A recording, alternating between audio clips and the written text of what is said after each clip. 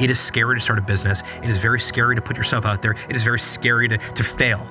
The cost of failure in the 50s of entrepreneurship was massive. Today, it's not. Harley Finkelstein is democratizing entrepreneurship for the digital age.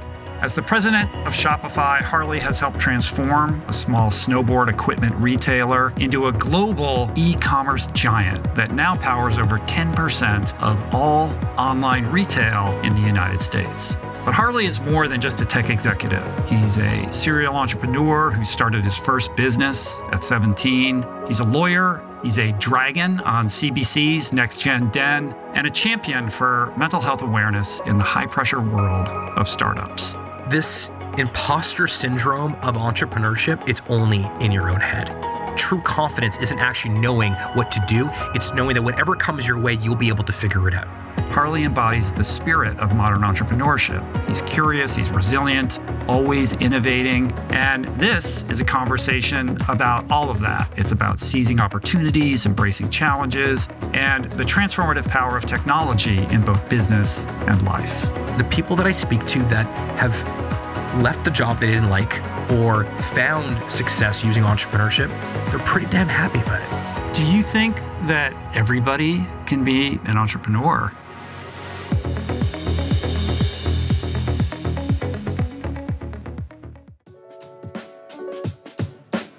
Today's episode is brought to you by the awesome organizations that make this show possible.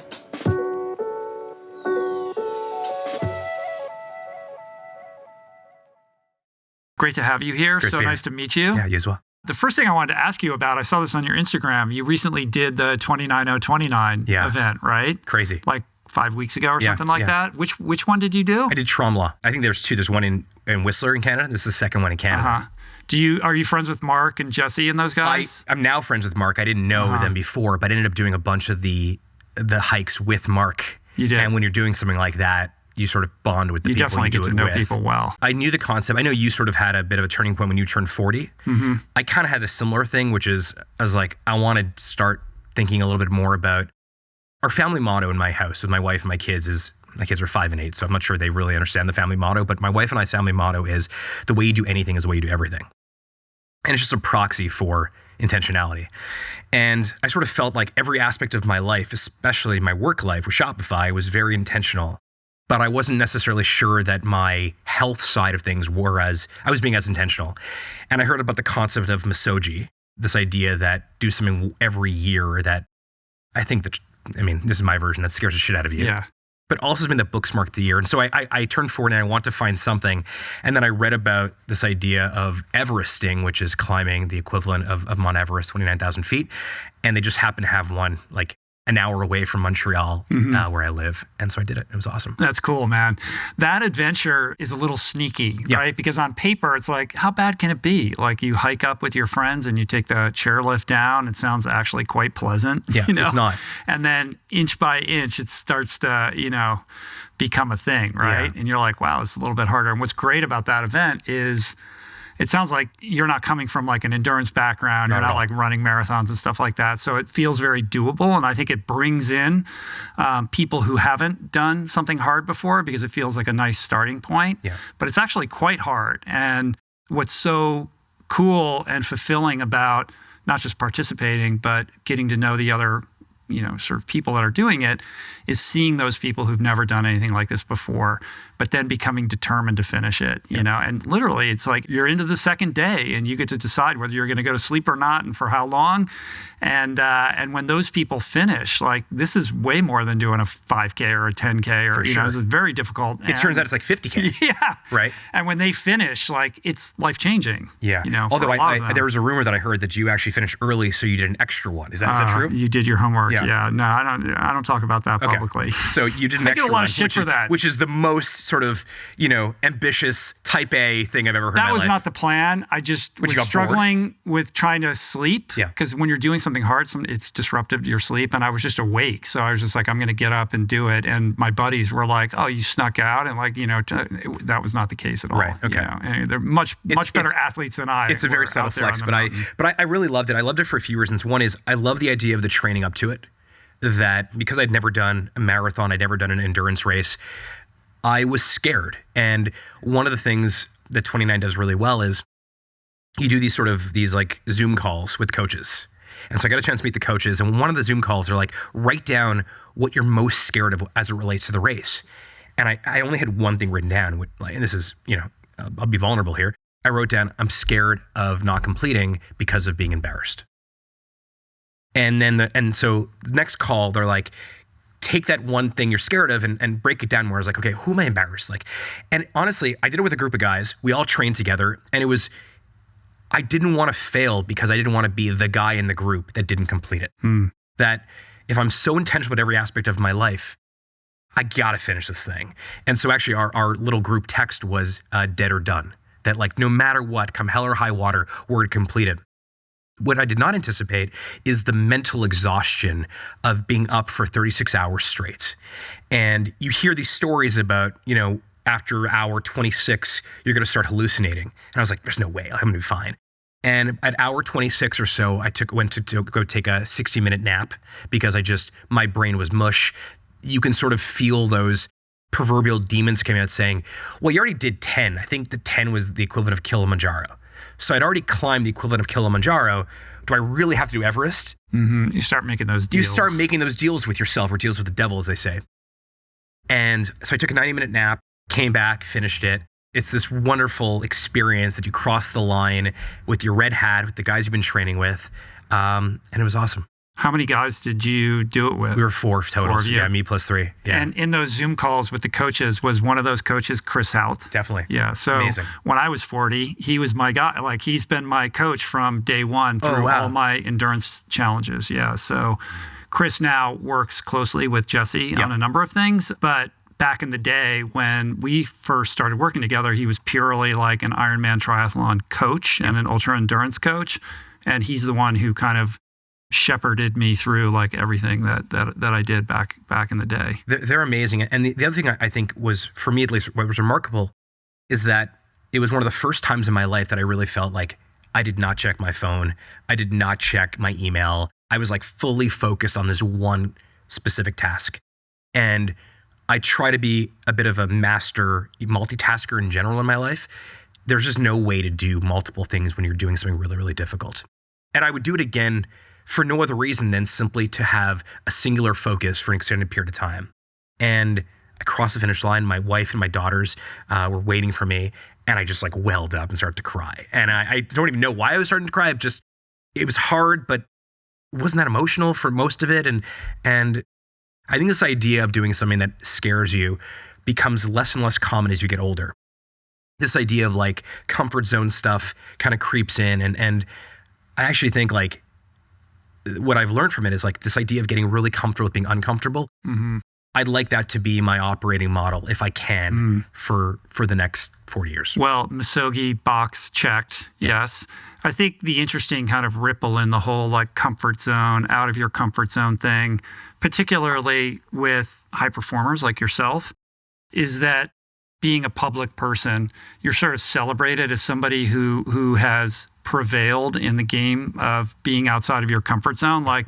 And that celebration can actually keep you stuck, because what people don't understand is that thing that appears to be so uncomfortable for so many people is your comfort zone. That's right. Right? You know what I mean? Like the hard thing that everyone's so scared of that you've spent many years mastering, everybody thinks that you're way outside your comfort zone, but that actually becomes your comfort zone. And then you have to exert, a lot more kind of effort to figure out how you're going to step outside of that, and you're so used to being celebrated in this one area that like for you to say, the embarrassment thing, like I get that because, you're seen as a successful person, right? So what does it mean if you fail in this other thing? As somebody who also talks a lot about failure and embracing failure and all of that. And I don't have to do it. I can just I can cruise from this point, right?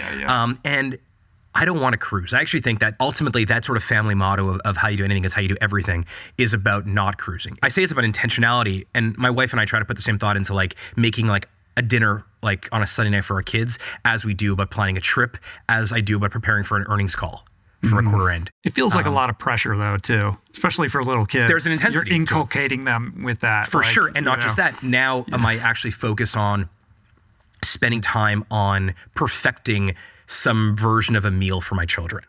And that's actually where the balance comes in, is that I want to make the best pancakes. But if I spend all my time thinking about the ingredients of the pancakes and less time about sitting with my kids while they enjoy it, I didn't really win this thing. In fact, I lost this thing. But it's tough to sort of turn off this, like, whatever the alpha energy is, the type A energy is, and say, this actually, what matters here is like spending time with my children, not making the greatest pancakes on the planet. And how are you doing with that? Not very well. Yeah. Not well. I heard you talk about that a little bit with Stephen Bartlett, like your ambition to be a great dad and being honest about where you might have some, room to grow in that area. I don't know when you recorded that, but it wasn't yesterday. No, it was a while ago. I think I've made some progress. I think what I have realized is that this idea of mentorship, which is something I know you talk a lot about on your show, I don't think you can carbon copy any one particular mentor. I think you need mentors across different verticals.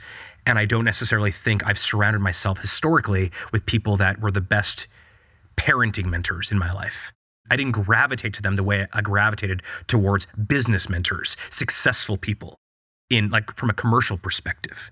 And part of it is that you can quantify business success, money, market cap, size, growth, whatever metric you want to use. It's very difficult to figure out who's a really great father and then say, actually, I'd like to learn from that person. Paradoxically, almost, it's way easier for me to find mentors in business than I can find mentors for parenting, even though parenting is probably where I need the most amount of help right now. Interesting. Yeah. I mean, I've had people on this show who will look me in the eye and say, I know I'm a great dad. And I've thought the same thing. Like, how do you measure that? But there is a knowingness for those individuals because that's where their energy is, right? And for somebody who has a lot of responsibility in the real world, in the business world like you do, for me, it conjures up a conversation around balance and this idea of pursuing not necessarily greatness, but trying to be a master of your craft, and the idea that you can be great at several things, but perhaps not at the same time, right? And when you have important values in your life that come into conflict in terms of your bandwidth and ability to attend to them, that's a very real problem. Yeah. So how do you manage that, knowing hey, my marriage, my family life is super important. What I do with Shopify and the impact that I'm having in the world and my philanthropy and all of these things are all very important. But it's a little bit like whack-a-mole, right? Yep. So how do you make sure that everybody's, attended to, in the manner in which you want to make sure that they are? When I was younger, I'm not really a big video game guy now, but I used to play video games when I was a kid. And one of the video games I loved was Street Fighter. And one of the things I always thought was fun about Street Fighter was prior to starting the game, you picked your character, and if you played Street Fighter, you'll sort of visualize a character screen. And each character, you sort of see different levels. So like defense, offense, jump, whatever, kicking, punching. But no character had everything, right? Like if they were really good at jumping, they were really bad at like punching or something like that. Based on my skill set in playing this video game, I would select the character that was the most appropriately designed for what I was good at the video game. I think about it a little bit like that, where I don't think I can be great at everything, not that I even try to do so. So I try to pick the things that really matter to me. Shopify is not a job for me. It is very much my life's work. We can get into a little bit about what that means to me, because I think the concept of life's work is a very contemporary term. I don't think my grandparents or my parents even ever used that term, because for them, employment was a means to put food on the table. And this idea of actually having a personal Venn diagram overlap with a professional Venn diagram, like your personal interests and your professional interests are kind of the same thing. That's what Shopify is for me. So it's a very much, for better or for worse, a very personal pursuit as much as it is a large company. So that's important. And I think the second you raise money, you take your company public, you're basically committing that this is going to be your main quest. So I try not to have any side quests. So that's a main quest. Lindsay, my wife, and my daughters, Bailey and Zoe, they're a main quest. And I probably have a little bit of room for some sort of hobby type thing. But that's kind of it. That means that I can't join a recreational, tennis league. It means I can't take the trips that my friends take summer times where they go off to Europe and, gallivant for the summer. Sometimes it feels like if I'm working this hard, shouldn't I be able to do all those things also? I feel the responsibility of the 8,000 people that work at Shopify, the millions of stores that use Shopify. I feel that every single day in a very positive way, but that drives me. But that also requires me to say these other things, I'm sorry, I just cannot do them. Mm-hmm. How do you square that with also understanding that widening your aperture to the world actually makes you better as the steward of Shopify? Like, I know that you're somebody who understands and appreciates the importance of how unlikely influences can impact your entrepreneurship skills. Like the obvious example, of course, Steve Jobs, understanding design and Eastern philosophy and all of these things contributing to what made him so compelling and unique. And I'm reminded of David Epstein's book, Range, the idea that having a confluence of interests and influences can actually make you, uniquely suited to your job and better than you might imagine. With, on the other hand, the idea of like blinders on, focused, getting the job done, all of that, right? Like you can't be a Renaissance man and be the president of Shopify, but you also understand like, hey, it might be good if I read some books and meet some interesting people that are outside of my field to become not just a well-rounded person, but actually, better at my job. I pick selectively. So I wish I can have more of those inputs from different areas of the world in which I can I can synthesize and then use it to do my job better. But I can't do it all. So I'm selective about it. I'll give you a good example. During the pandemic, I felt that I had a pretty good sense of Shopify's product at an enterprise broad level. But for a brand new business starting on Shopify, I built a store on Shopify as one of the first merchants in 2006 or so. So 2020 or 2021, it had been 14 years since I started a brand new store on Shopify. And I felt that I may have been somewhat out of touch in terms of what are some of the trials and tribulations of a brand new entrepreneur getting their first sale on Shopify. So I wanted to start a brand new store. At the same time, I have anxiety. I've had anxiety most of my life. I was switching away from coffee and spending more time looking for good tea. My best friend, serendipitously, is a guy named David Siegel, who's the founder of David's Tea, built probably the only billion-dollar tea company on the planet, took it public, same year as Shopify. And so David was sort of giving me really good tea to try because I was getting off coffee. And at the same time, I also want to experiment with Shopify. And so we built a tea company called firebellytea.com. I've learned more about Shopify's product being sort of a silent partner in Firebelly Tea than I have being on the road 300 days a year talking about Shopify's product, talking about Shopify's business. That to me was the perfect example of, that feels like a hobby because I get to I had to register a domain name. I had to figure out Google AdWords. I had to You're doing the same thing every soccer mom has to do. Precisely. Every photographer and sort of product photography, kind of right? Should I take overhead or should I do a 360? Should I use this new augmented reality application? Should I use AI to write a product description? Should I write it myself? So where I can find something that is going to make my role leading Shopify more valuable, and at the same time, I can pull from something unique that is outside of my normal day-to-day, that's the ideal situation. I actually think 29029 was also like that because what I realized is it was a good reminder that we're about to celebrate our 10-year anniversary since the IPO. So I've done 38 earnings calls, 39 will be coming up in November, and then the 40th will be in early 2025. At a particular point, when you do something for 40 times, you begin to get into a rhythm.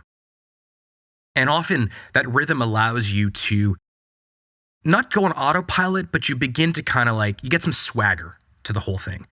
On the drive home from the Everesting race, I remember thinking to myself, how can I do that totally different? I don't want to get caught in this routine of any of my daily activities at Shopify. Now, again, it's sort of a bit of a cognitive dissonance, mindfuck that this climbing mountain has brought me to a point where I'm now thinking about doing my job differently at Shopify. But it did because it was a reminder that I can do things that are outside my comfort zone, that I can get good pretty quickly, that I don't have to get into a routine. And I think we as humans, when we get into the routine, it feels really good. We have swagger, we have confidence, and we like to kind of stay there.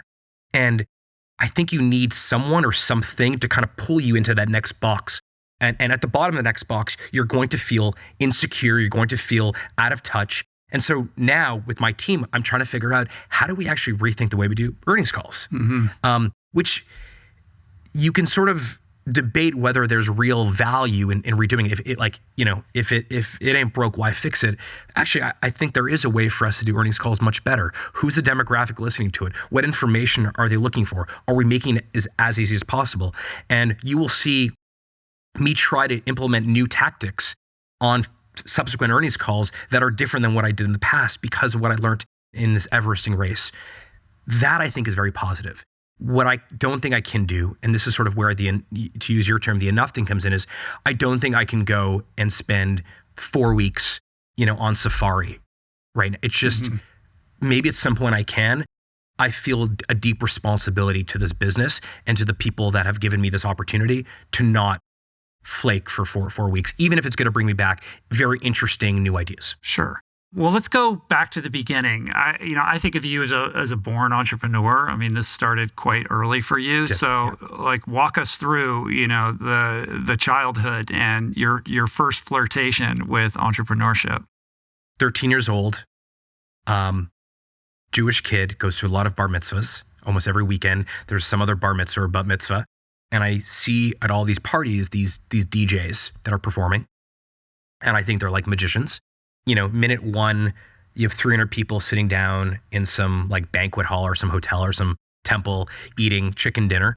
And 30 seconds later, a minute later, you have a conga line happening with people's ties around their heads and light shows. And I thought that these DJs were these incredible magicians. And so I really wanted to be a DJ.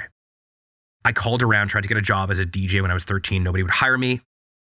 So my dad, and this has been sort of a theme with my parents throughout my life, they didn't have a lot of money, but they've always sort of gave me this confidence, this chutzpah to just try stuff. So my dad sort of suggested, hey, if no one's going to hire you to be a DJ, why don't you start your own DJ company and hire yourself? And while he didn't give me capital or DJ equipment, he made me a business card. And it said, Harley Finkelstein, DJ. I actually still have the business card in my home office today. And I started a DJ company. And initially I didn't make any money because I was 13 years old, didn't know how to DJ. But eventually I got pretty good at this thing. And I DJ'd about 500 parties between the ages of 13 and 19 years old. Mostly bar mitzvahs, weddings, that type of thing, private events. By the time I was in college, I realized that whatever I did, entrepreneurship was going to be a big part of my life. By the end, I didn't actually care so much about the DJing craft, the music, the mixing, the lighting. I just liked the idea that I was able to create something for myself, and I was able to make money from it. I was able to employ friends through it. It was just this really cool tool in a tool belt. But where things really got serious for me from an entrepreneurship perspective was we moved to South Florida when I was a kid. And I so after high school, I moved back to Canada to go to McGill University to go to college. And my dad got into some trouble. And my dad ended up getting arrested, white collar crimes. And I was basically given this ultimatum, which was either I move back down to South Florida with my mom and two much younger sisters, or I stay in Montreal. And I decided that I would try to use this tool, take it out of my tool belt again, called entrepreneurship, to solve this new problem. The DJ problem was one of passion. I wanted to do this craft and no one would allow me to do it. So I used entrepreneurship to solve that problem. This next problem was I had to make real money. I have two much younger sisters. My mom needed help financially. My dad wasn't around. I ended up selling t-shirts to universities across Canada. It was a real business. I made real money. I was able to help my sisters go to private school. I was able to help my mom with rent. And so entrepreneurship started as this interesting thing that was very much focused on craft and excitement and passion. Mm-hmm. And it migrated into this tool that would help me solve a problem. In this case, it was a survival practice. That's right. Right? Like you learned what you learned when you were younger, and when in your moment of need, you realized you could figure your way forward through this experience that you had previously. That's exactly right. And not just that, but it was It's not a perfect meritocracy, but it was the closest thing I could find to a meritocracy, which I needed because I didn't have family connections. I didn't have a bunch of money. I didn't have resources that would give me some sort of unfair advantage. There was no alpha that I had at this particular time. And I ran this t-shirt business all throughout college, and we sold promotional t-shirts to universities across Canada. And again, I wasn't necessarily passionate about t-shirts. I wear a black t-shirt almost every day now, but I like t-shirts, but it wasn't my calling, wasn't my life's work. But this idea of using entrepreneurship to solve the problem became very real for me. And then a mentor of mine convinced me to go to law school, not to become a lawyer, but to become a better entrepreneur. His hypothesis, which he was right about, was this t-shirt business has no unfair advantage. You have no moat around your business. This thing is cool right now when you're 19 years old or 20 years old. This is not going to be truly something that is worthy of your life. And he's like, but if you're not sure what it is, why don't you consider entrepreneurship finishing school? And this particular mentor happened to be teaching law at the University of Ottawa, which is the capital of Canada. And he's like, why don't you apply to University of Ottawa? I'm teaching here. You'll go to school here. You'll know at least one person in town. And that brought me to Ottawa. And within a few weeks of moving to Ottawa, I met this brilliant programmer who just moved from Germany to Canada. He moved to Canada because he met a girl who's now his wife. And this incredible programmer couldn't get a job because he was a new immigrant. But he's living in Canada, and he decides he would start selling snowboards on the internet. And he couldn't find any good software to sell these snowboards. It was either very expensive, like $1 million to build an online store, or you were forced to sell on a marketplace. The predominant one at that point was like eBay, effectively. Amazon did not allow third-party sales at this point. So he wrote this piece of code to sell these snowboards, and he realized that the actual code that he had written to sell these snowboards was far more valuable than the snowboard business itself, and he would change his business model to focus on helping others build similar online businesses. And I met Toby around that time and became one of the first merchants to use Shopify and started selling t-shirts. It's so interesting that you went to law school under the idea that it could be or is entrepreneurship finishing school. Like, I went to law school. Yeah. That was not my experience at all. You actually practiced and yeah. Well, you did for a year, for right? a year, yeah. You did for a year. But you were a real litigator. But I will say, to me, law school was full of people like myself who are fundamentally safety seekers. They are the opposite of entrepreneurs in terms of their like risk tolerance, right? Like, these are people who are looking for tried and true career trajectories. And those that did have a different kind of relationship with risk got worn down, right? So people come in, everybody's like, I'm not doing the law firm thing, I'm going to do the nonprofit thing, or I'm going to be a DA or a prosecutor. Then the loans, start to add up, and they're like, well, maybe just for a year. I did the summer associateship. Everyone seemed nice, and they took me out to nice restaurants. Maybe it's not so bad. I'll do a year or two. And, once you're in, it's very difficult to get out. And I don't know anybody from my law school class who became an entrepreneur. It's interesting. I do think you learn skills that are certainly valuable and applicable in an entrepreneurship context. And you did it, in fairness, you did like a joint MBA also, right? So it wasn't just Which actually, JD. I didn't, if I had to do it all over again, there's not many things I would have changed about sort of my background. But one thing that I would have changed is I didn't think business school was nearly as valuable. I actually think the skill set that I learned in law school was far more valuable than business school. Business school was mostly case study based learning or pedagogy, but law school was read 4,000 pages and pick out the one line that matters most. I mean, that is a very difficult task. It is case study based also, but it is. You have to find, it teaches you a different way of thinking, a certain way of analyzing arguments to come up with your own argument, and then like stress testing your ability to like tell a compelling story. I actually felt that I really didn't learn how to write very well until I got to law school, where I was forced to write a ton. I mean, memos and, just case breakdowns. But also it was things like the Socratic method in class. I don't know if that was how it was in your law school, but in our law school, they would just yell out, Harley Finkelstein, like, please tell us about this particular case. And you only had a few minutes, and you have to explain a very long case, a very complicated case in a matter of minutes. That in itself, I think, was really, really valuable. I think most people, on the law school point, I get people messaging me all the time now asking me about law school, if they should go. I think that most people today look at education as simply a stepping stone for the next stage of their life. So they go to medical school to become a doctor, they go to law school to become a lawyer. I think if you take a different approach to education where you look at it almost like a transaction where you pay tuition and you need to receive this same amount of information, of knowledge, insight in return, like that's the contract you have with the academic institution. And I think if you walk in with that attitude and you're truly like be selfish about it. You're like, I'm giving you, in Canada it's cheaper than US, but I'm giving you $15,000, which is what law school costs a year in Canada. I demand you give me $15,000 of insight and knowledge and experience back. And you're not as worried about exams because you don't need a job at a big law firm. You actually look at your day-to-day course load very, very differently. You begin to pick courses and professors who are much more interesting and inspire you. And you're less concerned about, the famous maxim in college for me was like, basket weaving classes, or there was a famous class in McGill called The Art of Listening, which effectively everyone got straight A's in. Why did you take it? You took it because you got straight A's. I would never have done something like that because that wasn't actually a valuable exchange. I wasn't looking for the A or the grade. I was looking for selfishly to derive as much insight as I possibly could. And I actually think a lot of the things I use today on a day-to-day basis, leading a large company, I got from law school. I did not get from business school. But you went into it with a conviction and a sense of self and, kind of an understanding of where you wanted to go. I think most young people don't have that level of self-understanding or conviction.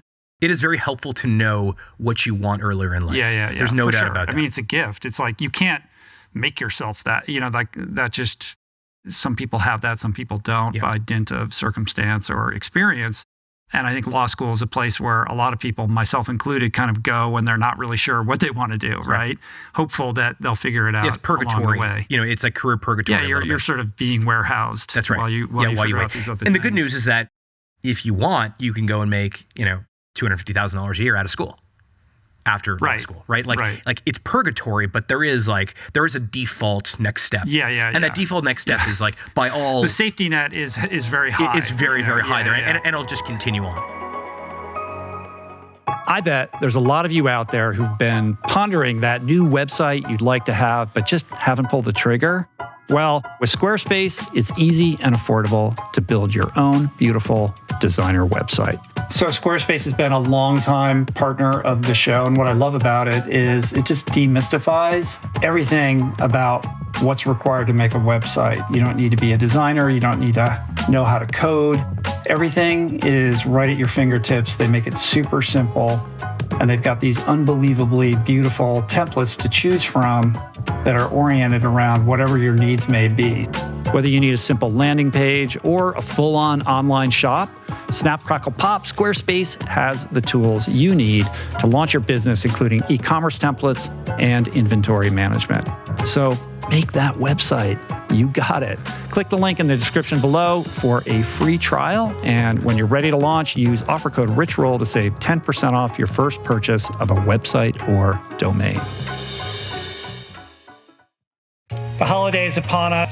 I want to make 2 points around that. First of all, you got to find great gifts. Second of all, you got to figure out how to eat properly, nutritiously, all of which is a way of saying, I want to talk to you about the Plant Power Meal Planner, which is our amazing digital platform where you have access to literally thousands of nutritionist and chef crafted recipes that are all customizable based on your individual preferences and needs. You can also enjoy support from expert food coaches as well as grocery lists and delivery in some major cities. It's an incredible platform. You get so much for so little. It's very affordable. And right now for the holiday season, we are offering $20 off our yearly gift cards. And to learn more, go to meals.richroll.com.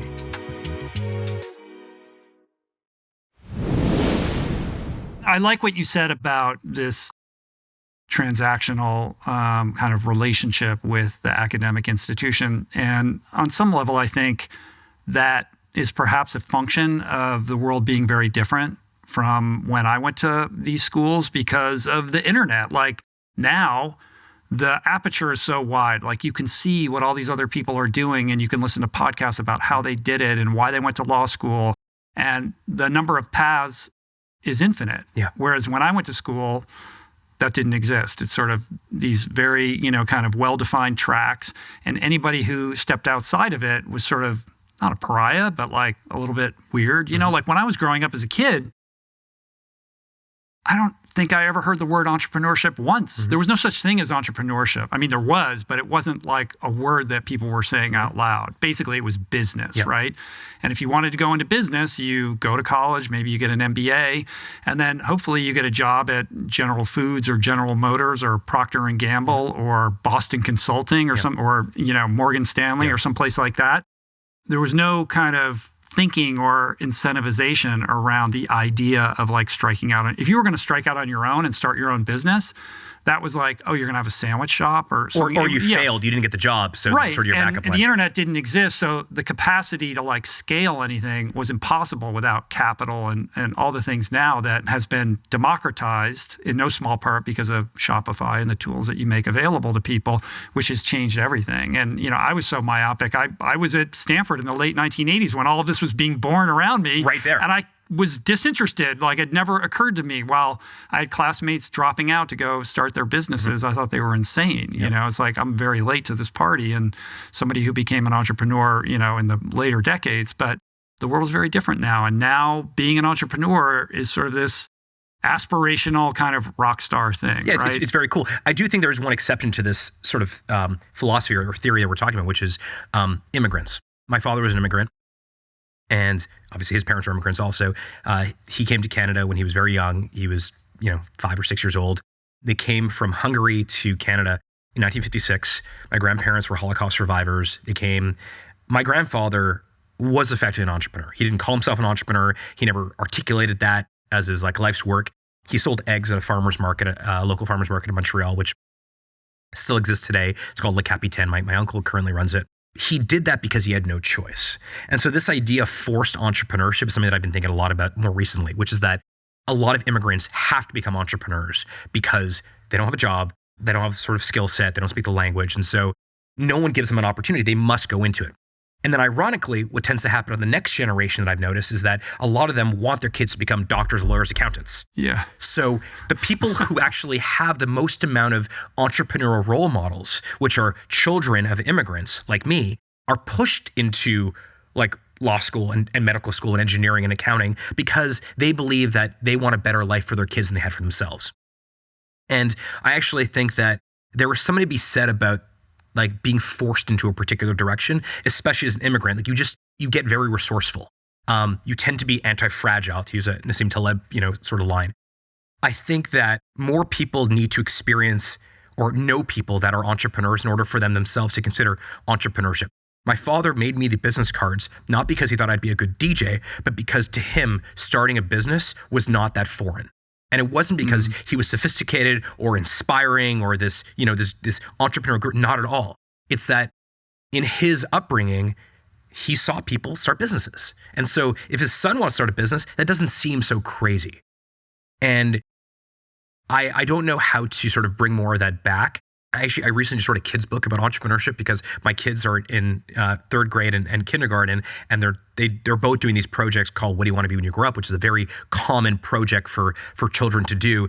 And they brought home their assignment, and it was literally like circle what you want to be when you grow up. And I had two major issues with this. One was entrepreneurship was not on the list, which I was devastated to see. And second, it was all about what you want to do later in life. And I think that I was fortunate that no one put that in front of me when I was their age, because if they did, I probably would have pushed out this idea of being a DJ until I was quote unquote grown up. And so I wrote a kid's book effectively about me becoming a DJ at 13 years old. And I used a couple examples of Shopify merchants. One was 10, one was 12, started what would become multi-million-dollar companies in their garages, one in fashion, the other as an artist. I think role modeling is really important. And the original, role models for entrepreneurship, I think, are immigrants. And that's what it was for me. 100%. That's so true and very insightful. And it's always frustrating as a parent myself when in school they're meant to do some exercise, and by definition it's like a limiting exercise, right. Whether it's art class and you got to draw within the lines or whatever it is. Anything that is an imposition on a child's creativity and, expansive kind of perspective of what's possible is infuriating to me. And so it's full circle, but I took an entrepreneurial solution there. I met with the administration of her school. I met with the teachers. I met with the principal, and I said, I think you need to have more entrepreneurial curriculum. And I got a bunch of hand-wavy stuff. My kids are at a different school now, but I got a bunch of it's true. But I got a bunch of hand-wavy stuff. And the reason I wrote the book was I needed a Trojan horse. I knew that convincing them to create a curriculum, they would say, we have to go to the school board and all that stuff. But I knew that if I said, hey, I wrote a book and I'm going to pay for these books. If you like the book and you agree it's a good book, I'm going to pay to have the books distributed in your school. They would read the book, and perhaps someone would take the initiative and create an entrepreneurial program. And that's what I did. I wrote this book. I mean, I really like it. I read it to my kids all the time now. But I created a Trojan horse. I took an entrepreneurial approach that they weren't going to listen to me otherwise. So here's a book about entrepreneurship that I think your teachers should read to the students. Tell me what you think. And it at least in this particular school, worked. What are you going to do when your kids want to be doctors and lawyers? Good question. My wife, who's much smarter and much more thoughtful about parenting than I am, she's also a psychotherapist, has often reminded me that as much as, we are the entrepreneurs, and my wife's a psychotherapist, she's also an ice cream entrepreneur. Like, entrepreneurship is like, our house is full of ideas. We're always talking about new ideas, new projects, new cool things that we're excited about. That there is a chance that one of our kids or both may decide to be professionals, the thing that I loathe. And I think that's okay. I think what matters to me more is like, I want them to be people that really give a shit about being lawyers or being doctors. I didn't care about being a lawyer. And that I give a shit about the thing, that's actually what I want from them more than I want them to take a particular path. Sure. Do you think that everybody can be an entrepreneur? You're certainly wired that way, but do you think everybody can have that inclination as somebody who's, kind of democratizing this world? I have two thoughts on this, and they're somewhat contradictory. One is that the cost of failure has never been lower for entrepreneurship. Going back to my grandfather's story, selling eggs, he comes to Canada from Hungary, has no money, eventually makes a little bit of money just working odd jobs, and gets a little egg stall. If that egg stall would have failed, he wouldn't have just lost the egg stall. He would have lost his house, and he would have not been able to put food on the table. Like, the cost of failure in the 50s of entrepreneurship was massive. Today, it's not. Today, if you this is not a pitch for Shopify, but for $39 a month, like price of a couple cups of coffee, you can start a business. And you and I were talking just before we started recording about, being here in Los Angeles and meeting some of these merchants. Some of these merchants that I met with in the last 24 hours here, that are some of our largest merchants, they started this business at their mom's kitchen table less than a decade ago. And today, those are billion-dollar companies. So the cost of failure, I think, has never been lower. And the velocity of business growth has never been higher. I don't know the Nike board. I'm sure they're nice people, but I suspect at some point inside of a Nike board meeting, the name Gymshark has come up. Someone said, who is Gymshark? How did they get so big, so prolific, so important so quickly? Ben Francis started that at his college dorm room in the UK, 2012. We've never seen companies grow this fast, this quickly, and as prominently ever before. So cost of failure is low, and the ability to scale has never been higher. Like, the internet has sort of democratized scale in some ways. Okay, that's on one side. On the other side, I get criticized fairly regularly that I believe that everyone should commercialize everything about their lives, that every hobby should be commercialized. So I don't think that every hobby should be commercialized. I think if you make beautiful blankets for your grandkids and you're listening to this right now, maybe you should just keep making beautiful blankets for your grandkids. But if you really love making those blankets and you're finding yourselves running out of grandkids to make it for, maybe you should set up, bubbiesblankets.com. And maybe you should just, go to if you're a grandmother, maybe go on Facebook and you go to a Facebook group and you look up a bunch of forums where people are looking for beautiful hand knit products. And maybe you should just put a link there and say, here's an idea. What do you think? Here's a product. What do you think? And let the world gauge whether or not there's a there. I want to be careful because I don't think everyone's hobby should be commercialized. Some hobbies should stay hobbies. But I do think that there's a lot of people out there that have these ideas in the shower consistently and perpetually.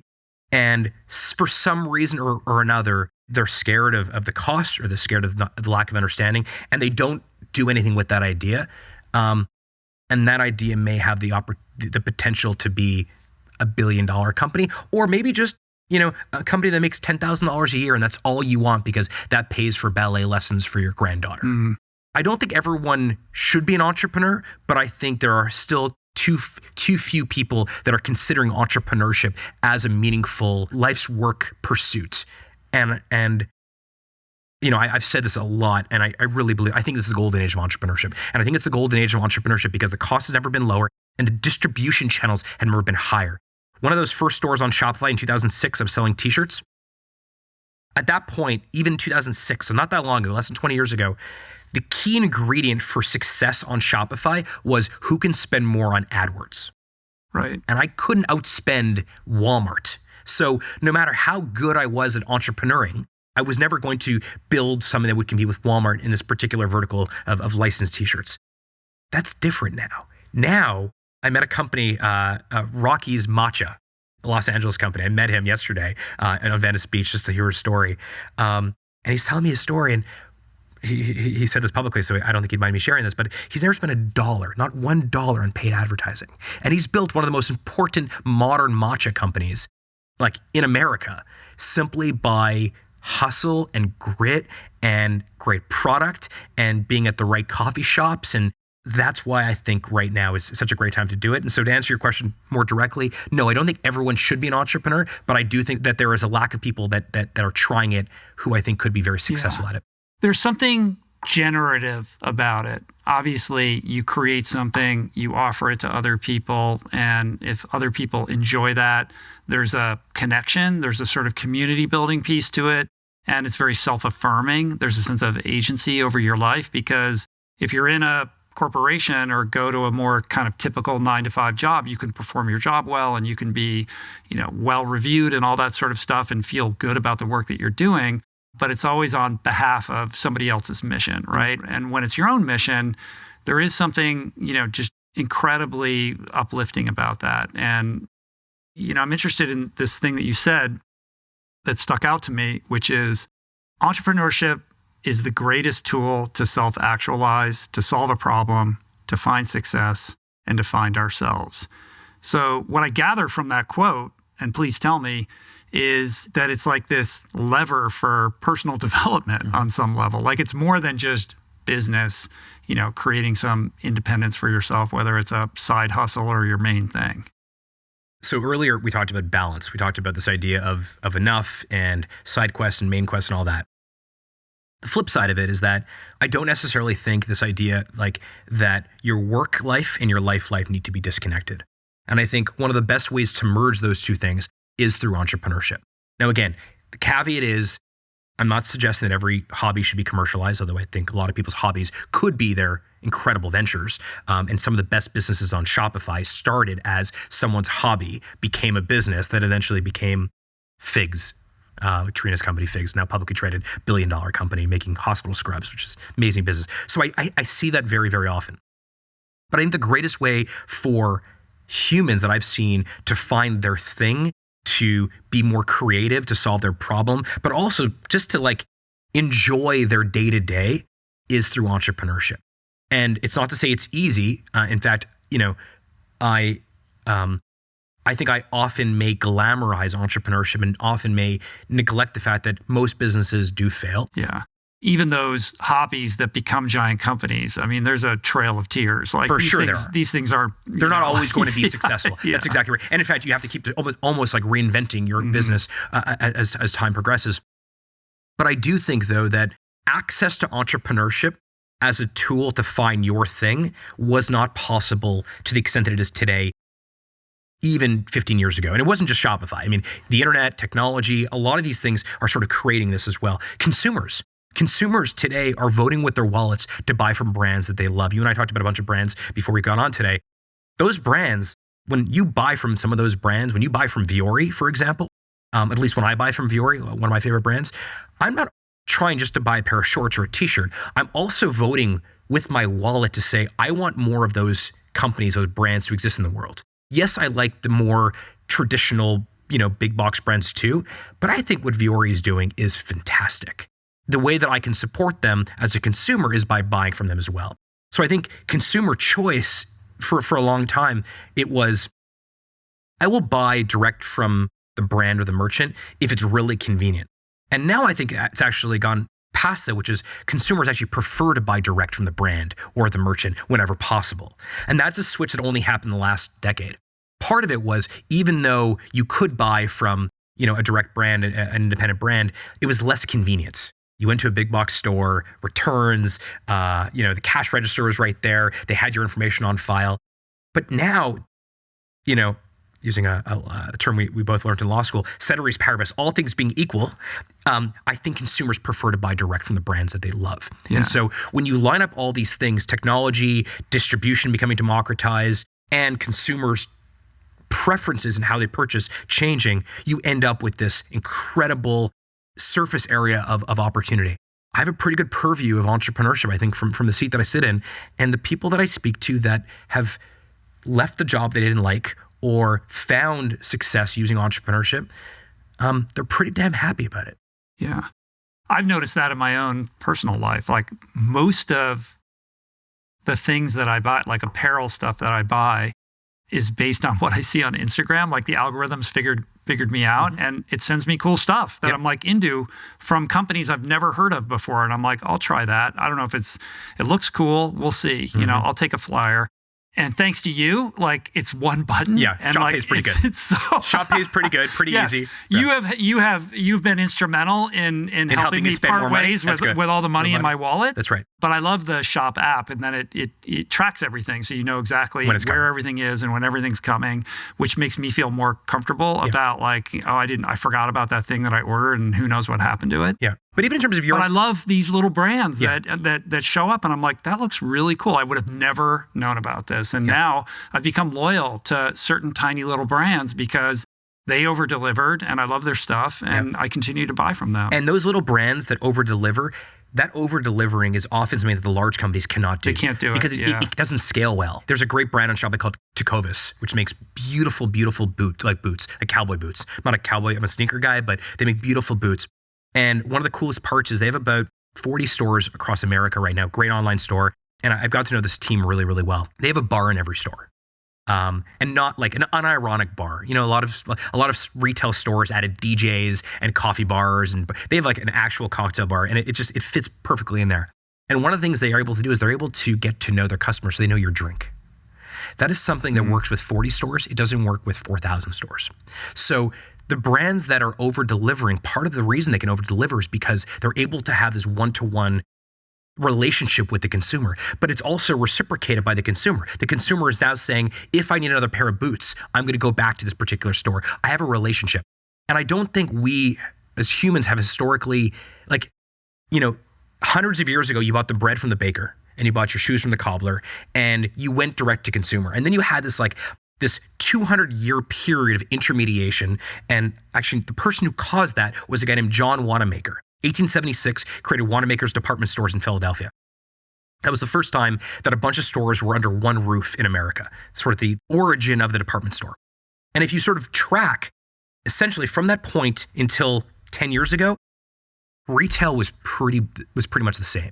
Bigger stores, they added, bigger food courts. Some of them had go-karts, or they had, water parks, but it was basically the same thing. And it's only been the last 10 years or so that retail feels really exciting again. And why? It's because people that care about the things that they use. I care about this pen. I think it's a really great pen. I really love this moleskin notebook. These things matter to me. I selected this intentionally and this intentionally.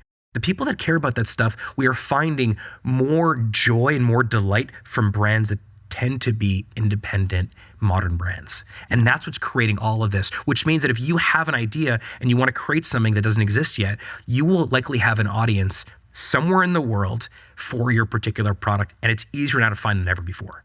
And when those customers feel well taken care of, they become the evangelists of that brand. Yeah. Totally.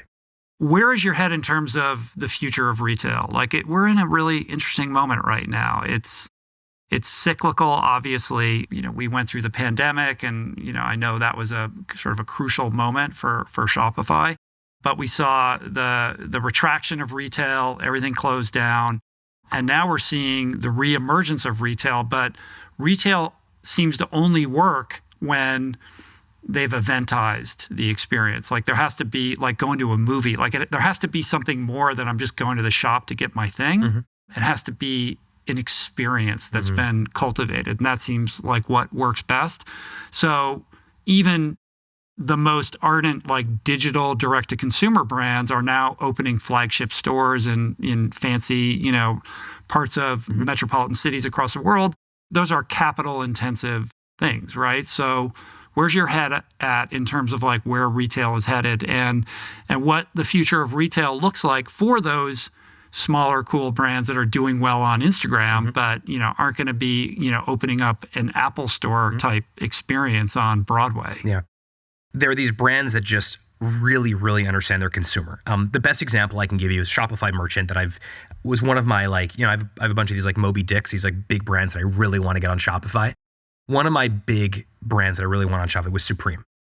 I think what Supreme has done, not just for skateboard culture, but just from retail is nothing short of remarkable. Here's a company that every Thursday at 11 a.m. Eastern Standard Time, they have a flash sale. Supreme.com. When you go to the flash sale, like you go to their online store, it's not easy to navigate. It's sort of a puzzle. You see little slivers of the different products, a skateboard, a t-shirt, a hoodie, whatever.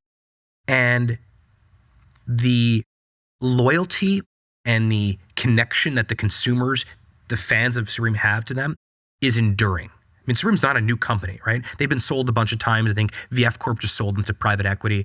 But they have a really good understanding of what they do very well. If you've been to a Supreme physical store, it's not that nice of a store inside. It's kind of a warehouse, but they have a really good understanding of it. And there's always a line. And there's always on a line Lafayette outside. Street in New York City. Every time you go by there's like 50 to 100 people in line waiting to That's get exactly right. Right down the street from there is Kith, who also has a line, but very different experience. Inside, it's like a beautiful museum. There's a Kith Treats, beautiful like ice cream bar. There's a lot of art. I know you're into bear brick. Like there's bear bricks everywhere, right? They're like Cause dolls. It's an amazing experience. They're a streetwear brand that just did a collaboration with Giorgio Armani.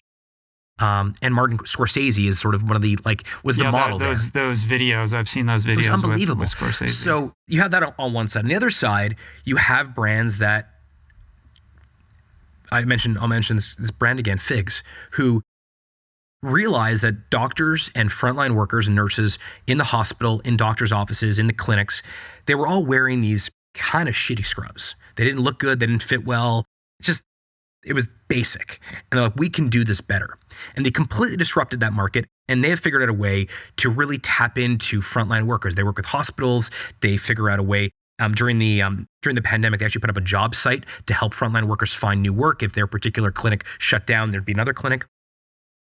I think there's a timelessness to this strategy, which is deep empathy for your customer. And if you really understand your customer, you do really, really well.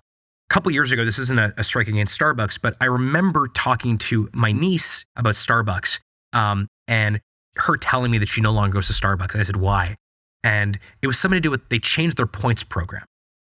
And my niece wasn't really into coffee per se, but she loved her Starbucks point card. It was this point of pride for her, this like special card she had. What Starbucks missed in that transaction was the people that were coming in there, some of them really loved coffee. They were coffee snobs. But a lot of them were simply like, they believed in this loyalty program so much. When you changed it, it was almost as if they kind of forgot about who they were serving. When you look across the millions of stores on Shopify, the ones that are most successful are the ones that have deep empathy. From a sales channel perspective, what that also means is Kyle Leahy's CEO of a company called Glossier. Amazing cosmetics company. If you ask Kyle, the reason I bring this up is during the pandemic, while everyone was shutting down their physical retailers, Glossier was opening new stores physical stores, making beautiful stores. So in anticipation that when the pandemic lifts, they are going to have these amazing in-store experiences. But if you ask Kyle about, is Glossier predominantly online or offline, she'll tell you that's the wrong question. She'll say that we are everywhere our consumer wants us to be. And right now, the consumer for Glossier wants to go in store, but they also want to buy online. And they also want to, shop on Instagram and on TikTok. And so as their commerce partner, we have to be in all those places. We just announced a commerce partnership with Roblox 2 weeks ago. Mm-hmm. Why? Because some brands, some of the time, are going to want to sell inside of Roblox because that's where their customers are. That doesn't mean that Kith should sell in Roblox. It means that some other brands that really have an empathy for their customers and those customers spend time there should sell there too.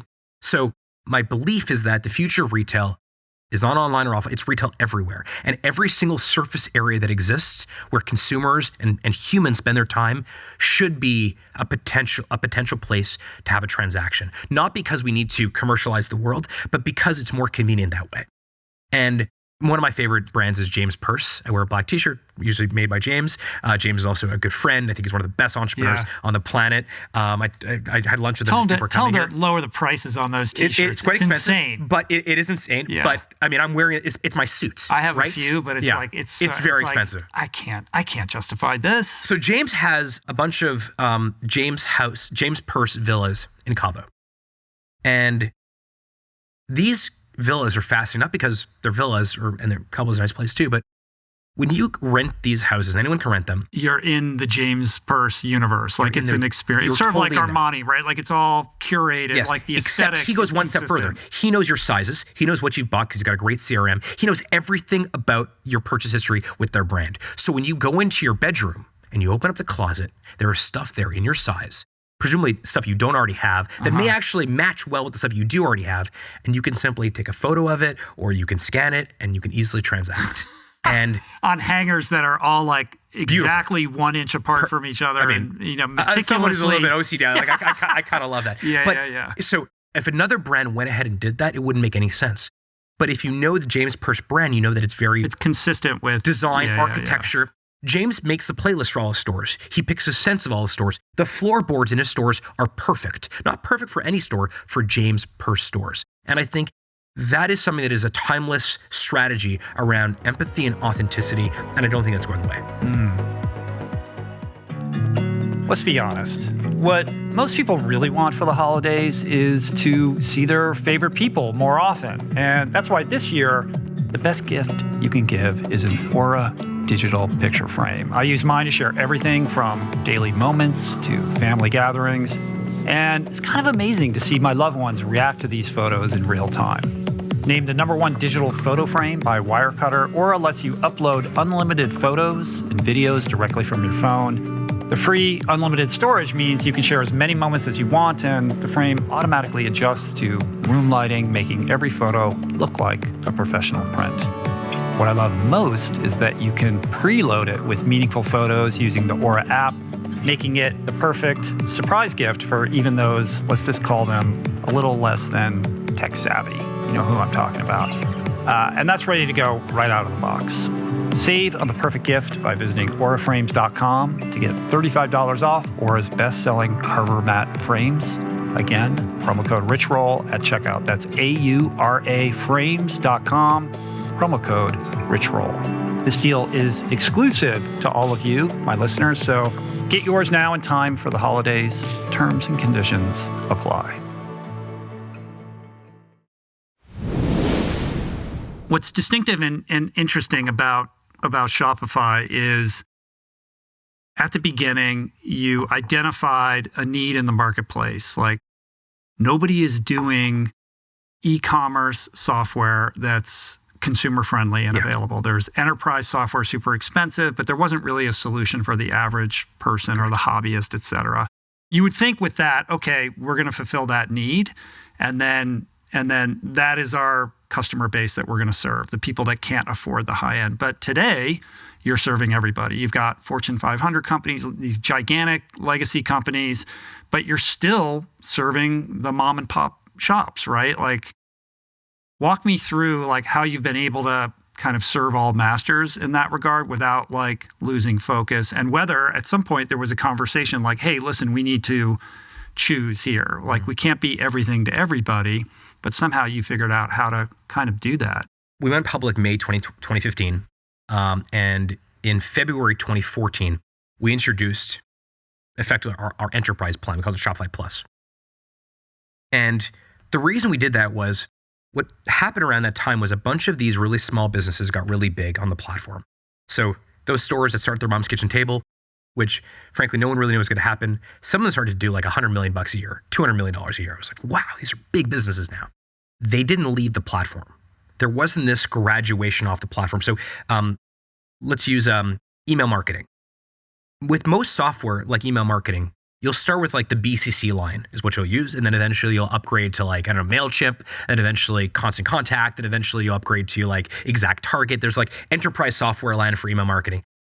Same thing with accounting, right? Maybe you start with QuickBooks, and eventually you end up with like Oracle Financial or NetSuite or something like that. In most software verticals, there is this natural graduation as you get larger, because the things you need when you're starting, which is like, you like very simple, you said sort of consumer friendly. It's exactly the right term. The UI has to be simple. You can't overload the features. Otherwise you get sort of the paradox of choice and you spin. You need things that are very, very simple to use and not intimidating, especially if you're starting a new business.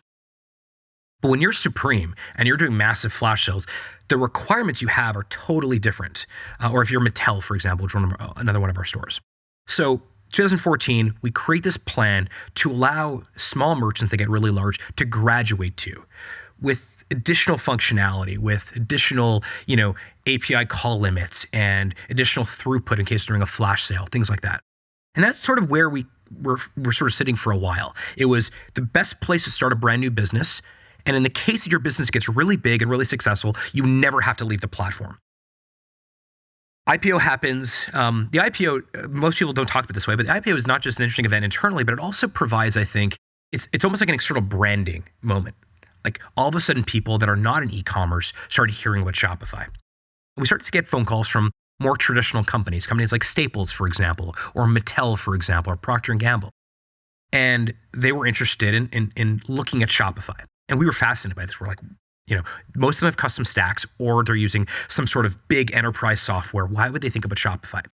Well, it turned out that even though Shopify was software built for entrepreneurs, that in these companies, there were these entrepreneurial people. I hate the term entrepreneurs, so I'm not going to use that, but there are these very entrepreneurial people in these companies. And they were sick of having to do service calls every time they want to add a SKU.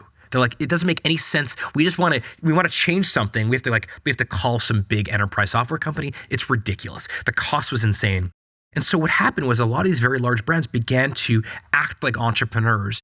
And in many ways, they sort of stretched us up market. They said, well, we know you don't have everything, but we think we can do everything we need as long as you, what they said to us was, as long as you make the important things easy and everything else possible, we can use Shopify.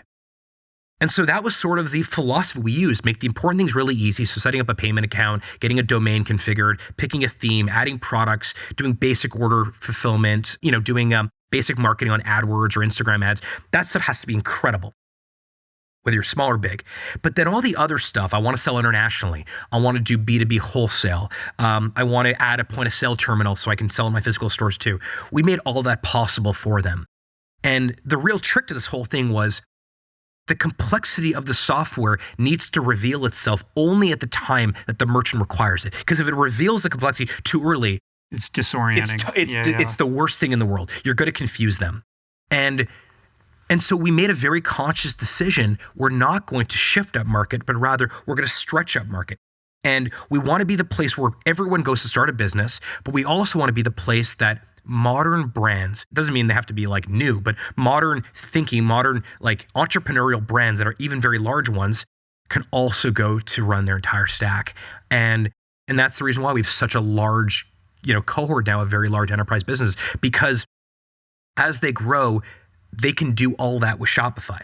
The other thing that's important that we got criticized for on the IPO, but now, things seem to change a little bit as sort of commerce evolves, is that we don't just want to be e-commerce. We want to make it easy to sell across every single surface area, as I mentioned. So what Shopify really is today is more of a retail operating system than an e-commerce platform. And why does that matter? It matters because there's going to be a time in the future that someone comes to us to sell a product, and the only place they want to sell it on is augmented reality.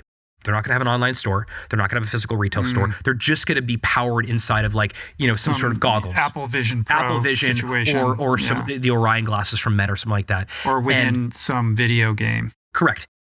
No one is looking for that right now, but Shopify has to build stuff like that in anticipation that when they're ready, they simply go to the admin and click AR channel and it activates. And so that's kind of how we're trying to think about this idea of modern retail and modern commerce, which is whatever size you're at, if you want to sell across any platform in any country, if you want to be default global, if you want to scale, do massive flash sales, you can do so with us. And that's been a huge challenge from a product and technology perspective. Every company has a life cycle, seasons, things change. You were at Shopify in the very beginning when it was, Tobias and you, and everything was very exciting. And perhaps that leveraged the best of what you could offer as an entrepreneur. But as companies grow and scale, then they become institutions, right? And you're faced with the prospect of doing all sorts of things or being responsible for doing things that are outside of your core skill set or your passion. You got to manage people. You got to deal with spreadsheets and account, like all this admin stuff and everything that gets packed into it. So how have you navigated that for yourself as an entrepreneur to stay fresh and make sure that you're leveraging the best of what you have to offer for the benefit of the organization, while also simultaneously making sure that your employees and your staff are well situated? We all know the story of, people who do really well at their job and then they get promoted, they get a better salary, but suddenly, they're doing a job that they're ill-suited towards, or one that, doesn't give them the level of satisfaction and fulfillment. It's called the Peter Principle. There's a term for it. Yeah. Peter Principle is you eventually if I got my MBA, maybe you would have known that. Yeah. It's a silly term. I don't know who Peter is. They didn't teach that in law school. So. Yeah, unfortunately they did not. I think at the early stages of most companies, especially when you have a small team, there are no, dedicated roles. It's the only question you should ask yourself is, how do I add the most amount of value? And when I came to Shopify 15 years ago, it was a group of engineers, very, very smart. And the only thing that I had to do was figure out a way to do the things that no one else was doing. We didn't have a CFO when we raised our Series A. We didn't have a chief marketing officer. We were a scrappy bunch. And so I played this sort of, what's now known as like the Swiss Army knife rule. How can I help? How can I be most valuable? How can I have the biggest impact? I think that's the only way to get through those first couple of years. I think if you begin to self-identify of a particular role or give yourself a particular title, you end up in a box, and that's not what early startups need. Early startups need people that are just doing a lot of different things and just trying to keep your head above water. There's no room for selective roles. You kind of have to just get it done. Unfortunately, what ends up happening, as you sort of articulate, is that as you sort of get bigger, that doesn't necessarily, there's no like threshold where you're like, okay, now I'm going to specialize. On a very personal level, there were people that I admired at other very large companies, much larger than Shopify, who sort of played the role of sort of business leader or, chief business officer type people. They were so well-rounded. They were like really good at a lot of things. They were good at like operations, good at finance, good at marketing, good at product, good at engineering. They're kind of good at everything. And I was like, wow, like that's kind of what I think I have to be. With the benefit of time and hindsight, I realized that was a mistake. That I ended up, there was a period of time where I was the chief operating officer of Shopify, COO of Shopify for about 5 years. And I care so much about Shopify and I care about impact and performance that I figured it out to the best of my ability. But there was no way, absolutely no way I was ever going to be the best in the world at that particular role. It wasn't what I was thinking about in the shower. It wasn't my ground state. It was only in the pandemic where things got a little crazy at Shopify. We ended up divesting a fulfillment business. We ended up having to do some layoffs. We went from about 14,000 people to about 8,000 or 9,000 people.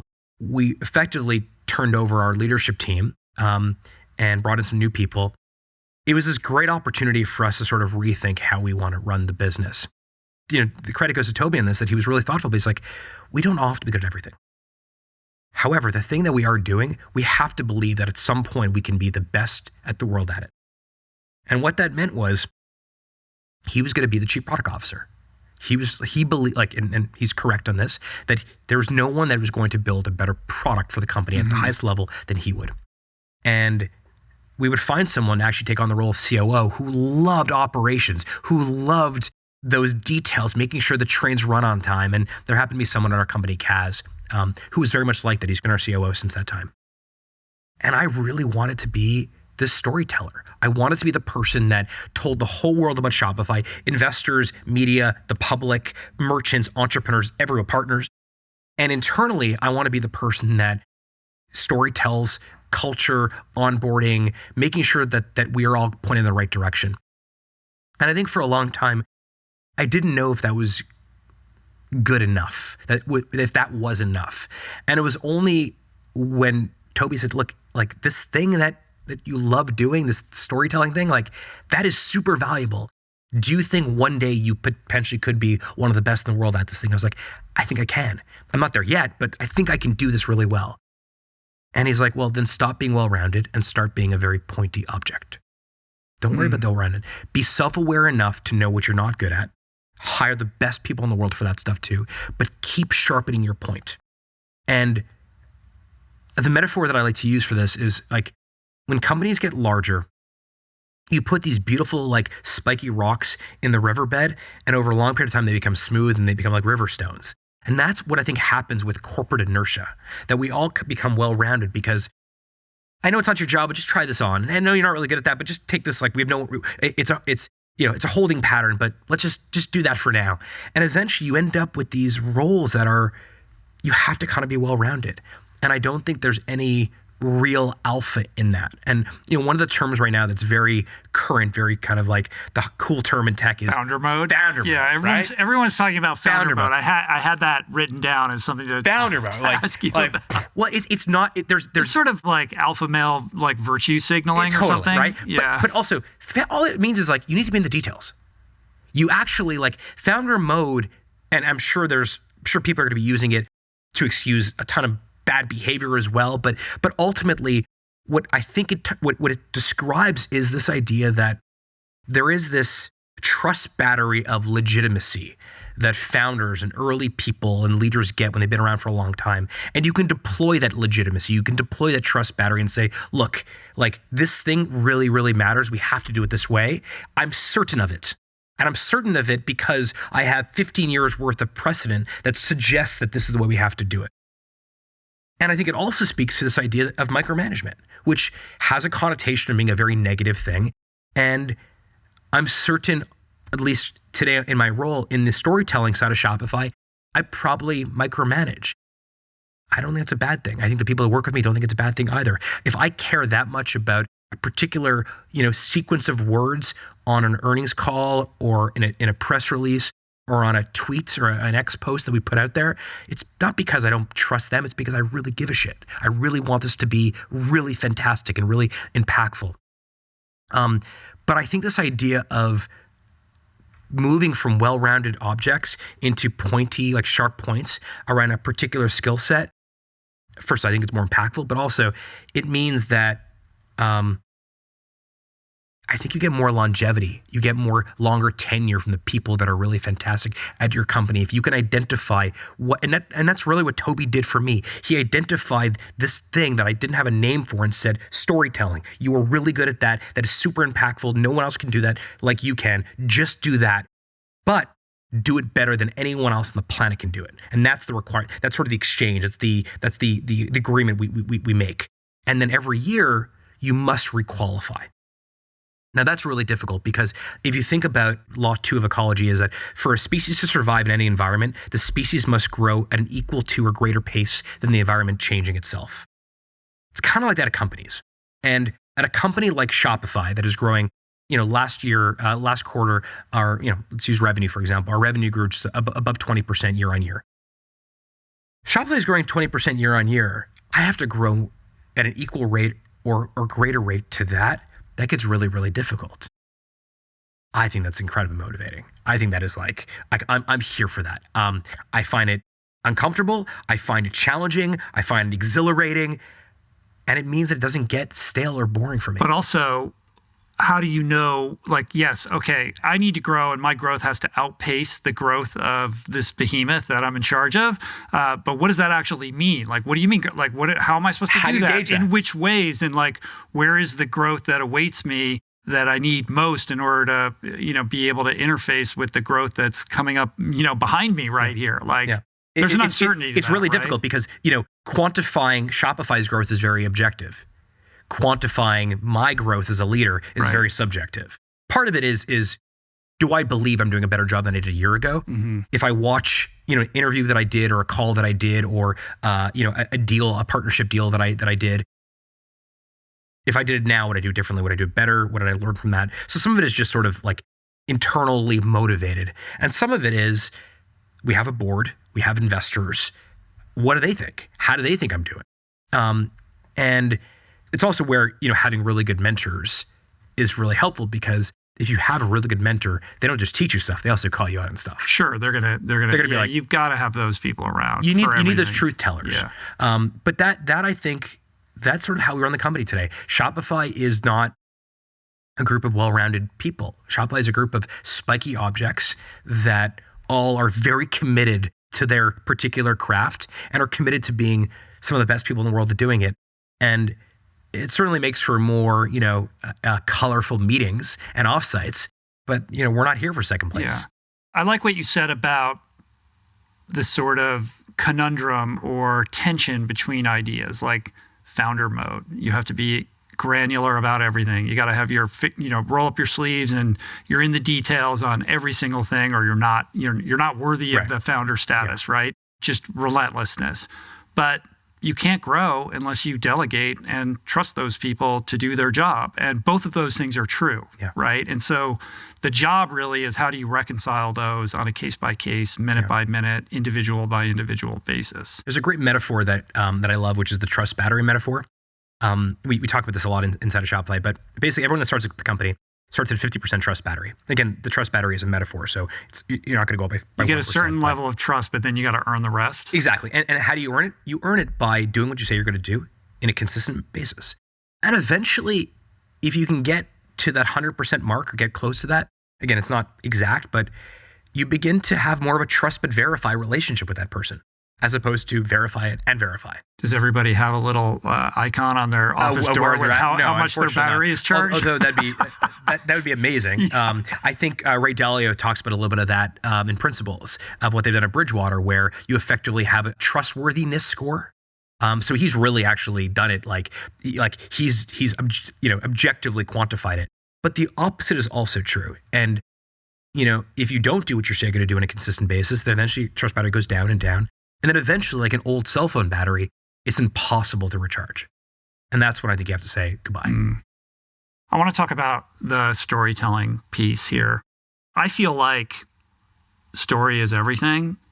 You're a very good storyteller. You are like the public-facing, persona of Shopify. You are Shopify when you go and you do interviews and you're on television, et cetera. And that role really is vital. I feel like it's underestimated, like the power of a story well told. And I was at a event recently, a couple of weeks ago, and I saw a presentation by a really compelling presentation by two guys who are former Chiat Day executives who created this agency called Founder, FNDR. They're here in LA.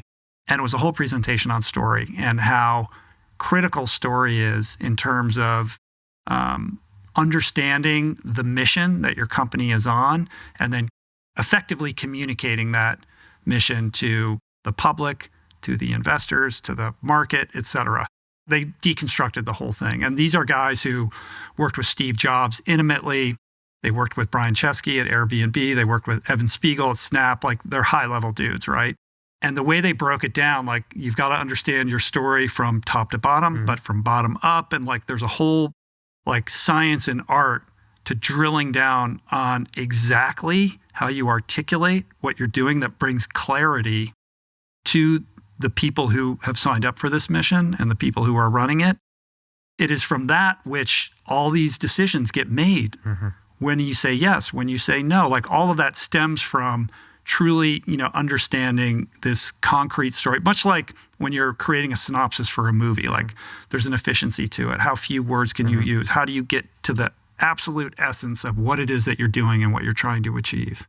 In my view, my perspective, the best companies don't just have great product, they also have a great story around that product. And I think we are fortunate because the story around, I think our product is truly world-class, but the story around it is all about success, your own version of success. It's about opportunity. It's about democratizing your thing, distributing something that really matters to you. But I also think it is easier to tell a good story if you have tenure, if you have longevity, if you really believe in this thing.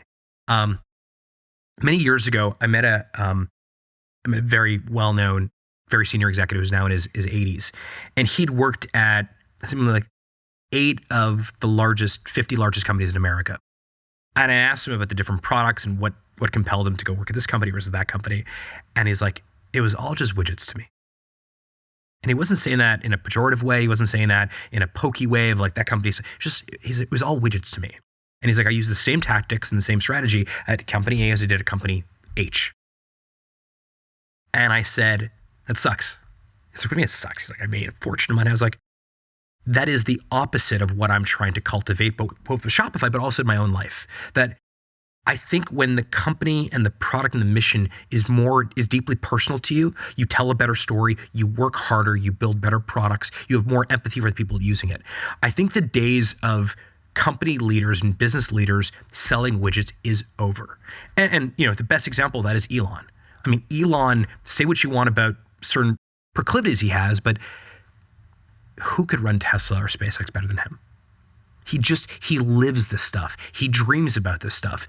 And I think for a long time, there was this really, really dangerous version of business evolution where at some point the founders or the early people are swapped out for professional managers. In some cases, it works great. I think but you hear it all the time. Yeah. You hear it all the time. Private equity comes in or whatever. I'm going to put in they McKinsey, replace the founder. BCG. They put Right. we're gonna put in operators. These people. Yeah. This guy was at Pepsi or whatever. Coca-Cola. I mean, Nike's going through that right now, right? Yeah, as we speak, they're bringing someone. It's a reckoning. That's right. It's a reckoning, and the person that is going in because the vision exited. Right. Exactly. And without that, like the entire mission capsizes. So even if you have the greatest infrastructure, and they do, even if you have the greatest operational excellence, and they do, if you lose the soul, you lose the story, I don't think you can build multi-generational companies that are lasting. So I think story is important. I think it's always been important, but it does feel more authentic now when you have someone telling the story of a company who bleeds green in our case, or who bleeds whatever Nike, the swoosh in Nike's case. And it'll be fascinating because I think the person that just became CEO had been there for like 30 years or something, right? Started as an intern. Yeah, and worked his way up into this role. I mean, it's kind of which is interesting. Very interesting. Because usually that person comes from the outside. That's right. Well, the previous CEO of Nike was from the outside and came from consulting, and now the new one was an intern who sort of worked his way up over 30 years and now became CEO. Like, it's just an amazing. I mean, it feels very Phil Knight, Shoe Dog-esque. But here's the button on this whole thing. Yeah. You guys work with On, right? Mm-hmm. Yeah. Here we go. Great company. They're our favorite brand partner. Talk about visionary, like they're truly innovating the space. It's super exciting to be affiliated with them. They're an amazing company. Mm-hmm. Amazing company. But so, when I hear the On founders, the three of them speak about On, it doesn't feel like they're speaking about widgets. It feels like they're speaking about their children. And you can say, well, is that healthy? Is that good?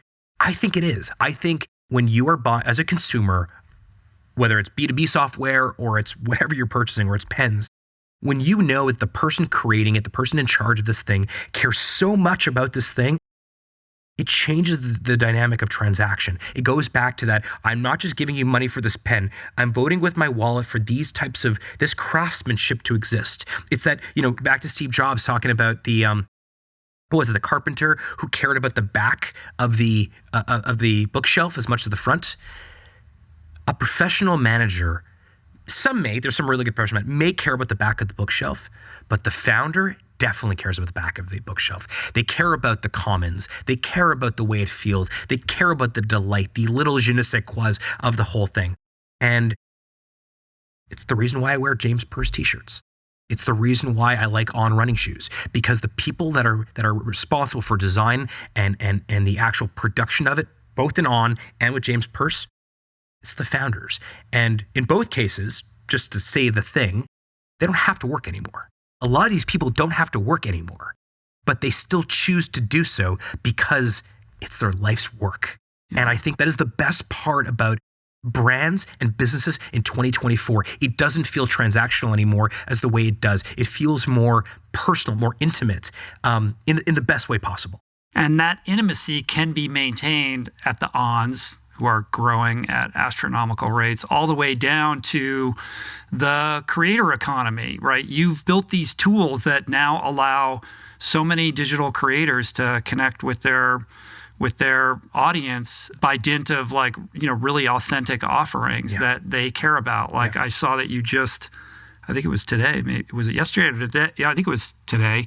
You posted about Tom Holland, who just announced the launch of Biro, his non-alcoholic drink. Which I've tried. It's delicious. It's good. He was here a couple months ago, and we recorded a podcast to help him tell that whole story. That one's going up this weekend because now it's public.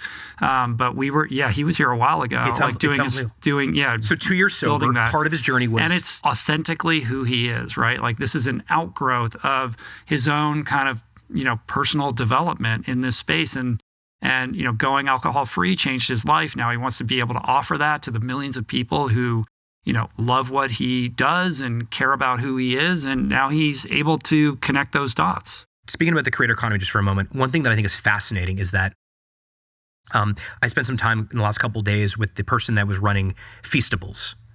His name is Reed, with Jimmy for Mr. Beast. Yeah. They created Feastables, and Reed was running it. Now there's a new CEO, but Reed sort of helped Jimmy create it, and they did it together.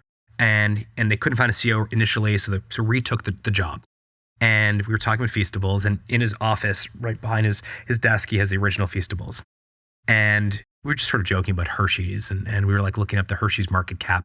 I think Hershey's is a $30 billion market cap, and we were sort of laughing. One day, can Feastables ever buy Hershey's? And at some point, the conversation sort of got to Jimmy, to Mr. Beast, and I was like, tell me about his understanding of this industry in chocolate.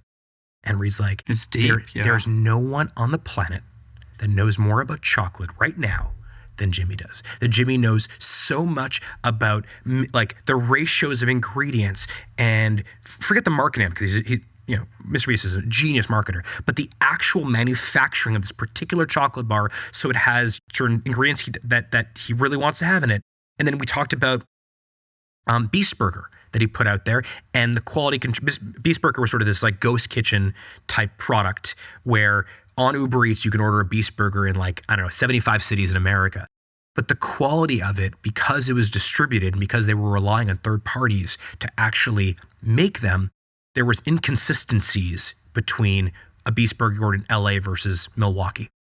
They shut it down. That's a big business to shut down. Go back 20 years, talk to some, professional corporate business person. Never in a million years they've shut down that business, but they did, because it wasn't the level of care, the level of quality that they demand from their products.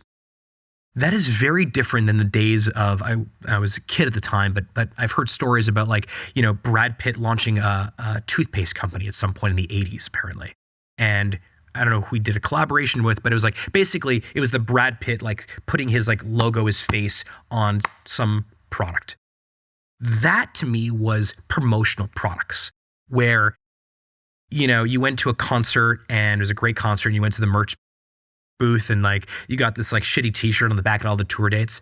Now you go to a Drake concert and you have an OVO, which says brand, and a Canada Goose collaboration you can buy. Or, Fenty with Rihanna. Or I was with the Sacred People, which is Beyonce's company, a cosmetics company, which is on Shopify. These people that are building these brands that are celebrities or content creators, this is not promotional product. These people really, really care. Skims is another good example. Kylie Cosmetics. There's so many of them that are so authentically connected to Tom Holland, to their story, their care. Tom Holland did not just go to some random brewery and try something and say... No. He spent a lot of the packaging time on it. Is spectacular. Yeah. So this idea that if you think about where business comes from, usually You build a product first, and then you go ahead and build an audience. And what is happening right now in sort of creator entrepreneurship land, which I love, is that these are people that have audiences first, and they're thinking about the things that they love, that their audience might love, and they're building products after they already have an audience. And that is almost a swapping of like the sequence of events of how business is built has been swapped. But these are not promotional products. These are not, one-offs that will be gone in a year from now. These companies have staying power, and it's really exciting to see that. They also understand that if the offering isn't authentic to who they are, it's not going to work, right? These are people who have built their audiences over time and understand what these people want, and audiences can be very unforgiving, right? Like a misstep and they'll let you know. So they're already so finely attuned to that. And to your point about Jimmy and like pulling the burger line off, that speaks to transparency also, right? Like you can't get away with trying to, put something out there that isn't real or is slapshot, right? Like that will get rooted out. And in business, shit happens. But now, like, there's almost an expectation that you're going to tell the customers, like, hey, look, this went wrong, or we made this mistake. And I think people are very forgiving if they feel like there's integrity and honesty in that exchange. Yeah. I mean, the same way that you, like right now you have sort of this go direct model of transactions where, there's no intermediary, you as a brand sell direct to the consumer. I think your communications also have to go direct. I think that for earnings calls now, I do the CNBC thing, but then I post a video directly on Instagram and on X of me talking to my phone saying, all right, hey everyone, I want to tell you about how we did in the quarter. Here's some of the highlights. Here's what I'm excited about. Even the fact that like corporate earnings are being done in that way, I think it's much better. I think it's more authentic.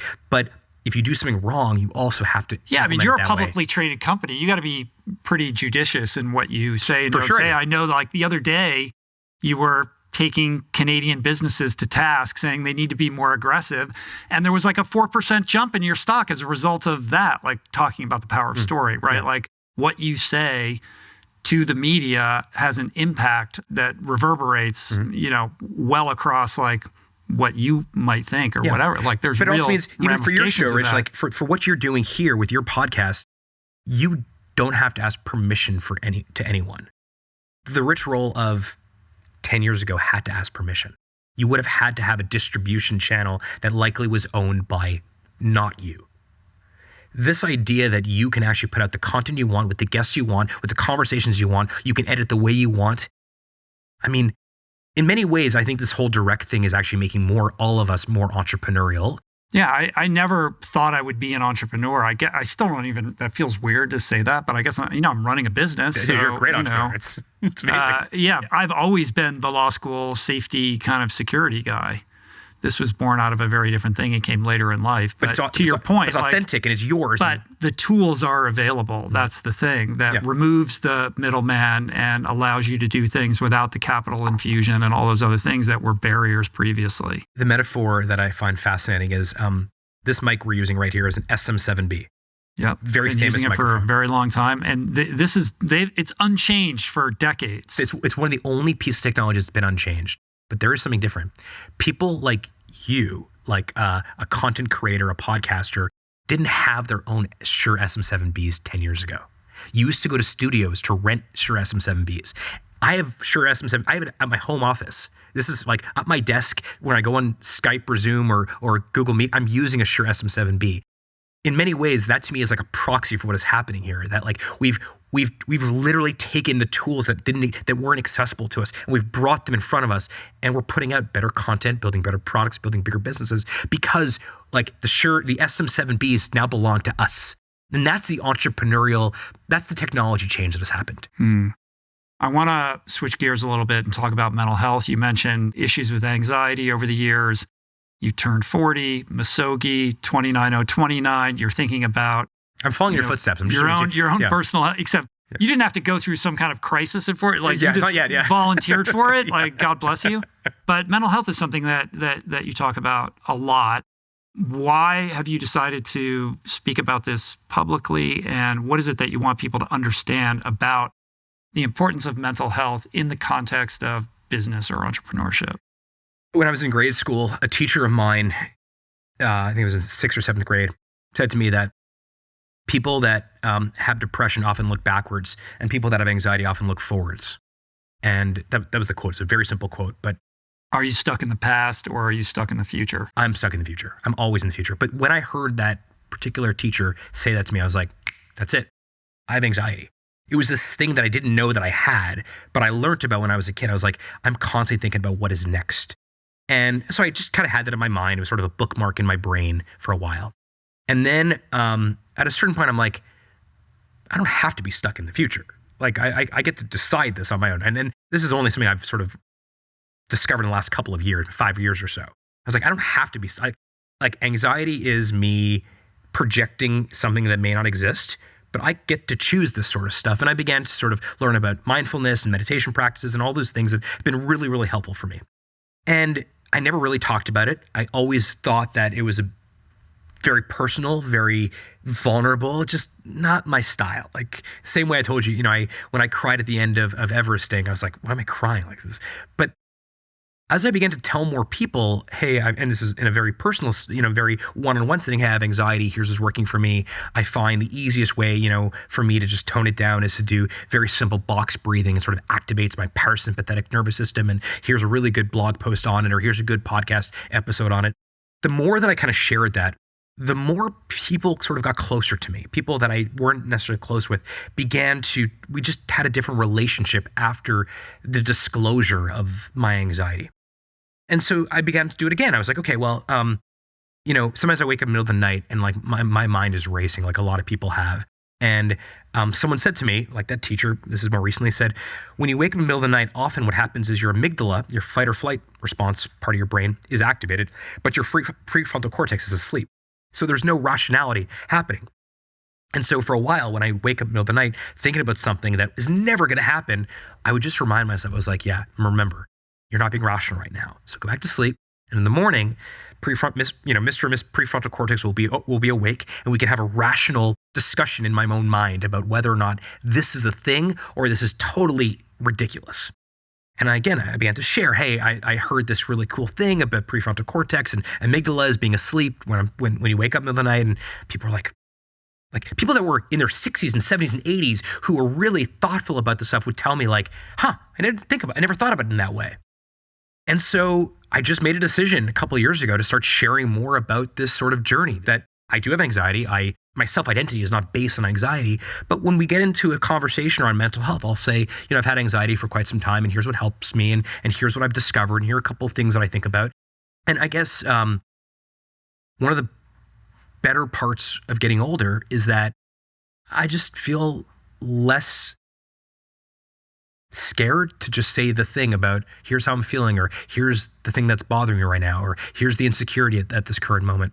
And so that's the reason why I've continued to share it. And I find it to be, I've now been able to build sort of this toolbox of tactics. I mentioned to you earlier that, I'm part of this longevity league of these people that really care about longevity. And we do this longevity weekend every year in Muskoka, and it happened a couple of weeks ago. And I actually brought my mindfulness coach with me, and we did a presentation, and we talked about this. I know it sounds super cheesy, but sure you don't live in LA? I don't live in LA. Yeah. I live in Canada. It's a very un-Canadian thing. I know, but there are a bunch of LA people in this group. But I know some of those Muskoka folks. They're very LA-esque. Yeah.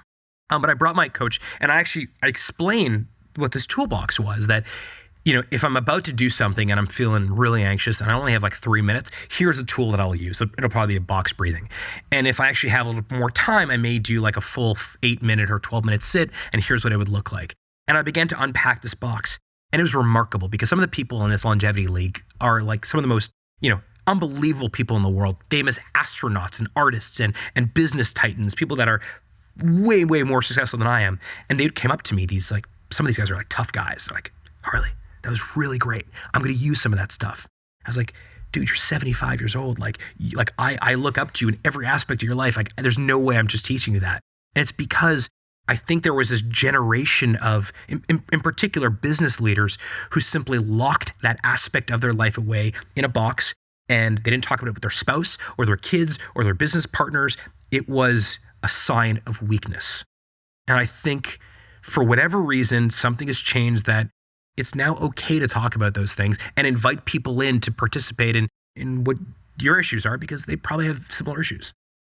So many things I want to tease out of that. I mean, first of all, like obviously vulnerability is connective tissue. It makes you feel closer to people and people feel closer to you. It sounds like you've learned that and realize and appreciate that. But to your point about this instinct or compulsion to compartmentalize whatever our dysfunction is and say, well, that's our weakness and I'm going to put it over here. I think conversely, and perhaps even more common, especially with high performers, the relationship with that dysfunction is not that it is a weakness, but actually a strength, right? Like your anxiety is what fueled your drive to be relentless, or, you know, the bond trader who convinces himself that his gambling addiction is actually making him a better trader, or, you know, the heroin addict who thinks that's why they're able to write great songs, you know, or whatever it is.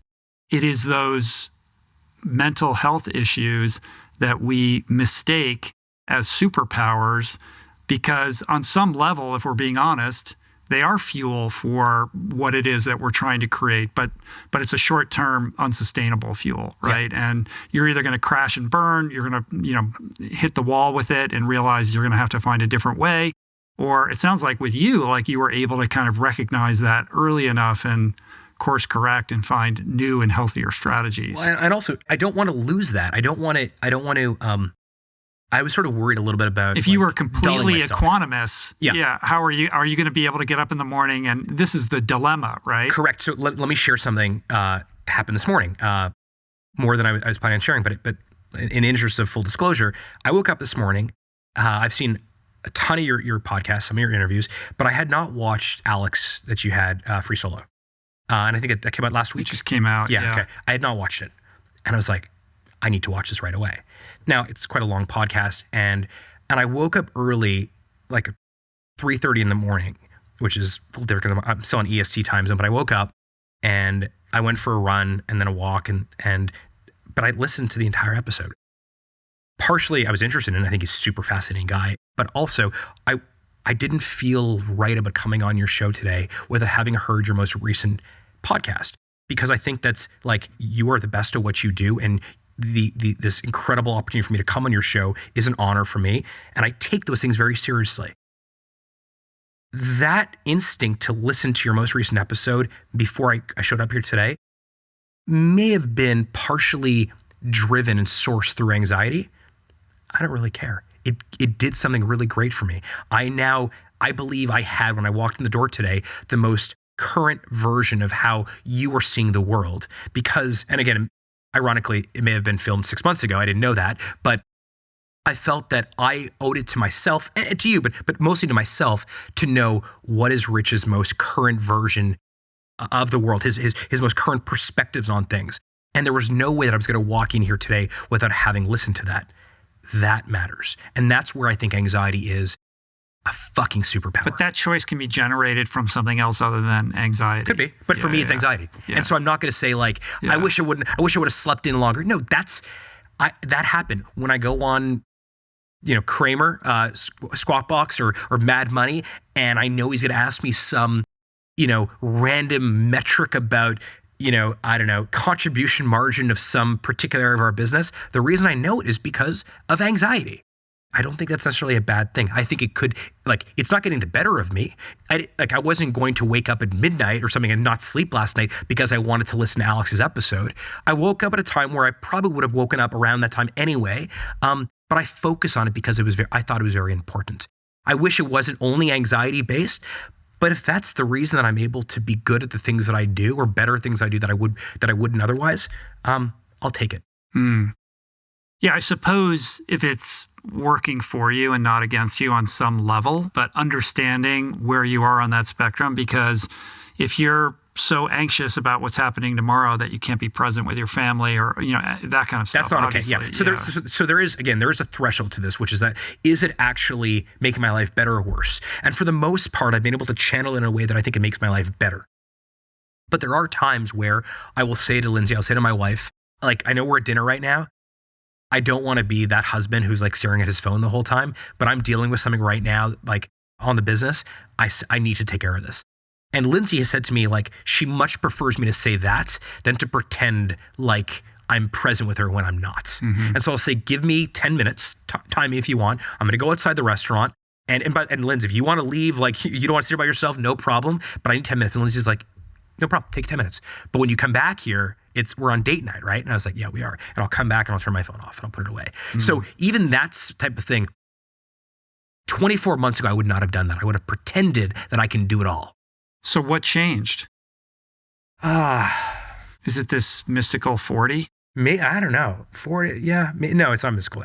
I think 40 is just, it's just a bookmark in your life. And it's like, okay, how much more time do I have when my kids are young? In the early days of having kids, my kids would come into our bedroom, to our bed every night. And I used to like wake up and be like, I just want a good night's sleep. And now they're coming to our bed less and less.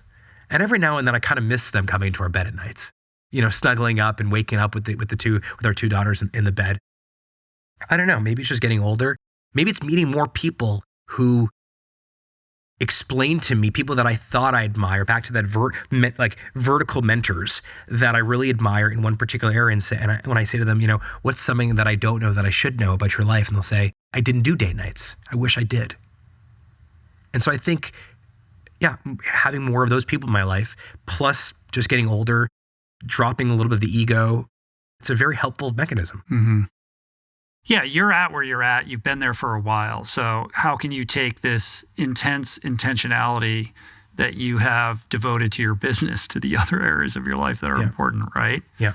Because listen, you've scaled a huge mountain. There's always more mountains to climb, but what is that really going to do for you? And I want to enjoy this mountain for a moment, right? The flip side of the anxiety sort of as superpower is that there's also this consistent, perpetual, not dissatisfaction, but like neutral satisfaction that like, okay, I'm here, what's next? And that goes back to the topic of even enough. Am I doing enough? Do I have enough? Do I feel like I am enough? I haven't figured it out yet, but at least now I have language for it. And I think like naming things, back to the sort of founder mode thing, I think this idea of having language for this to be like, oh, this is me just playing this enough game. Like I'll never have enough. Like, a lot of entrepreneurs that I've met that are very successful, they talk about their magic number of how much money they've made. Yeah, but when they get it, they never retire. Literally zero. I have great mentors. Like I've had over my life dozens of incredible people. Not a single one of them has said, I hit my magic number and I was good. So like having a magic number is totally stupid. Because if someone that, I interviewed, I have this podcast called Big Shot where I created an archive of Jewish entrepreneurs. And most of them are quite, in their 70s, 80s, and 90s. I interviewed Izzy Sharp, who created the Four Seasons recently. And I asked him about when did he know that he made it. I mean, he created the Four Seasons Hotel. So the Four Seasons is amazing for two reasons. One, it's I think one of the nicest hotels on the planet. But two, the business model is very unique because the real estate is owned privately, but the services inside, the actual staff is owned by the Four Seasons. So he not only created like the Four Seasons hotel chain, but he also created a brand new business model. A very novel model. And Four Seasons is incredibly successful everywhere they are. And I asked Izzy, when do you know you made it? Izzy's 93 years old. And he said, I still don't know. And in that moment, I felt two things. One, wow, like what an amazing thing to say. Like he's Izzy Sharp, storied entrepreneur. I put Four Seasons in the same class as like Apple from a brand perspective. But also like, I'm not sure I want to say that when I'm 93. Yeah. It's sort of sad. Like, what is making it mean? And what is driving the desire to, quote unquote, make it, however you define that, right? And I think if you're mission-based and that mission is tied to serving people and making the world a better place and that mission has no end, like there will never be, a destination where all the work is complete. There's something beautiful and laudable about that, to devote your time and your energy and your life to something like that. But if making it or just, climbing this endless mountain is about filling, this hole in your spirit because you're detached from anything more meaningful in your life, like you're going to end up alone and sad, right? So what are you chasing? And on some level, it's back to story. Like, what are you doing? Like, what is this thing that you're spending all your time? What is it for? Right? What are you chasing? And getting really clear on that. On some level, like, we're all, victims of our ego, living in the material world, like chasing shiny things and running around like, with our heads cut off. But on some level, like I clearly, what comes across with you is you're on a mission, and that mission is very important. Mm-hmm. And you have a lot of clarity around what that means. Where's the caution around not getting caught in that trap? That's right. And there's this fine tension, because the people that are most successful, sort of in my view of that, a lot of them are hard driving, it's never enough type people. So the benefit that I have is I'm 50 years younger than some of these people that I'm interviewing for Big Shot, and I can learn from their successes, but I can also learn from their mistakes. And there's this great sort of, there's a guy named Alexander Chalmers who wrote a book in, I think it was 1700s, Scottish guy. And it was about the secret to life, secret to happiness. And it was very simple. I remember this, like, I don't have any tattoos, but this would probably be the tattoo that I would get, which is like someone to love, something to do, and something to look forward to. And whenever I'm sort of struggling, I always sort of go back to this thing. It's like someone to love. Like I'm deeply and madly in love with my wife and my children. The thing that I do 90% of my time is help build this great company that is deeply personal to me. Check. And something to look forward to. I always try to find something like I've been on the road for the last couple of weeks, and I'm going home on Friday back to Canada. And I'm just like, I know exactly like what I want to do Friday night. Like there's a particular bottle of wine that I want to drink with my wife in a particular room in our house, and we're going to watch a particular movie. And I'm really looking forward to that. It's not like some major trip or some big event. It's just, I'm really looking forward to Friday night going home and having this evening with Lindsay. And I just kind of keep going back to that. Like, it's so simple. Someone to do, someone to love, and someone to look forward to. Like, it's just, if you have that, you kind of have it all. I believe you. I believe what you just said, but I also think this. Are you ready for this? Let's go. I bet you're terrible at vacations. Terrible at vacations. Yeah. Terrible at vacations. You can't turn it off, can you? No, but on vacations, what I realize is that I'm actually really good at like 1 week vacations. I'm really bad at 2 week vacations. So what does that mean? It means that I really love, like, my weekends are really fun. I really enjoy my weekends. I work a little bit in the morning, Saturday morning and Sunday morning, but generally I try not to do any deep work on the weekends. I have 2 young kids. I want to spend time with them.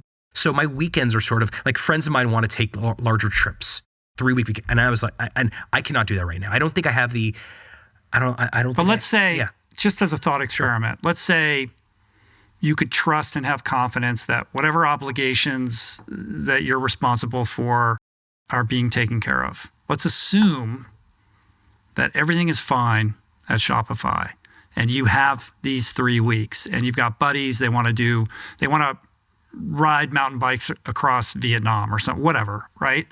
You have an opportunity to do this. Do you feel the anxiety? Yes. Right. So the question then becomes like, I can lie and say, what's behind that? Like, what is the discomfort with sitting still with yourself, right? And I think that's the teacher, right? If you can go, I'm saying this as somebody who has the same, I have the same thing. How are you on vacations? A lot better. Yeah. But I'm older, right. I'm older than you. But yeah, like, if it's like, I need to be busy, I need to be doing things all the time, I don't know what to do with myself if I'm not, like, there's something there vacation, like one thing that works. I examine. My favorite beach in the world is Turks and Caicos. I just think it's a beautiful beach. It's really lovely. I get to go there with my family every year. And when I'm there, I try to, like, the first couple of days I'll sit around the beach and play, and then I'll go take a kiteboarding lesson, or I'll go take my daughter kayaking. And so I'm finding things now that, like, I want to be more present. And so I now realize, actually, I'm more of an activity kind of guy. I can't just sit on a beach endlessly and listen to, like, music. I'll go for a long walk with my wife and we'll have a great conversation, or I'll run on the beach by myself and listen to a podcast. But I'm beginning to, rather than pretend, and that's, I think, what I used to do. I think the old version pretended to be good at vacation. I'm not. Okay, so let's figure out a way to, like, at least for now, to create vacations where I can be present and also be self-aware to say, like, ask myself those questions. Why can't I just sit on the beach? What is preventing that from happening? And I don't have that answer yet, but for the first time in my life, I'm asking those questions. I never did that. Like, I would never ask those questions before. So if Lindsay, your wife, is sitting across from me right now, and I asked her, like, what is Harley's major malfunction, or, like, what is the thing that comes up in your marriage that is the biggest challenge for her? She would say, I can't sit still. Yeah. And sometimes that affects her. Yeah, that's what I thought. Yeah. It's that same thing. Like, well, that's the same energy that makes me successful. Right. You don't get one without the other. You can't have it both ways, right? But, I don't know. I'd like to try. Yeah. So I'm not saying I have an answer to that, but I just think it's interesting and worth investigating. What has happened to you that has actually created the most amount of self-tolerance to allow you to do a vacation? Has there been something that, other than just sort of all of getting these older, things for me are the result of doing it the wrong way for so long that it creates sufficient amount of chaos and pain that I'm forced to do something different. Right. I took a month off for the first time right before the pandemic because I was teetering on burnout, and I was incredibly just like sort of uncomfortable in that. And now I do it proactively every year as like a prophylactic, like it's built into my year. Yeah.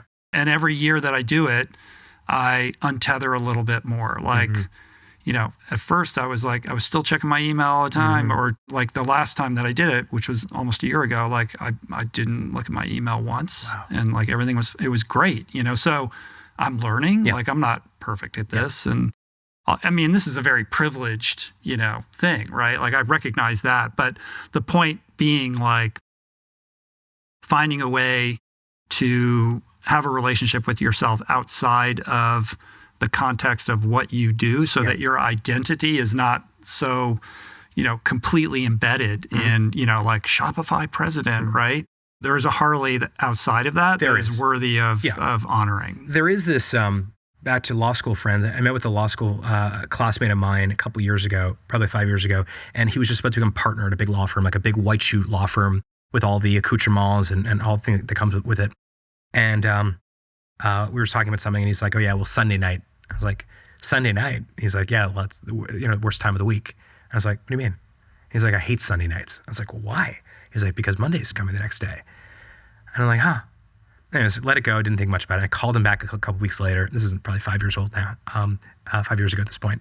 And I called him back. I was like, thinking about your comment about Sunday nights.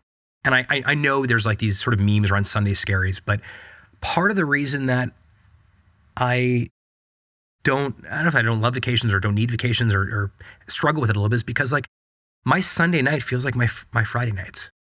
That's a gift, though, and I realize that's not most people's experiences. And I acknowledge that. And I actually acknowledge the fact that is incredible privilege. That my Saturday morning, that feeling Saturday morning, I feel like that Monday mornings, too. Not all the time.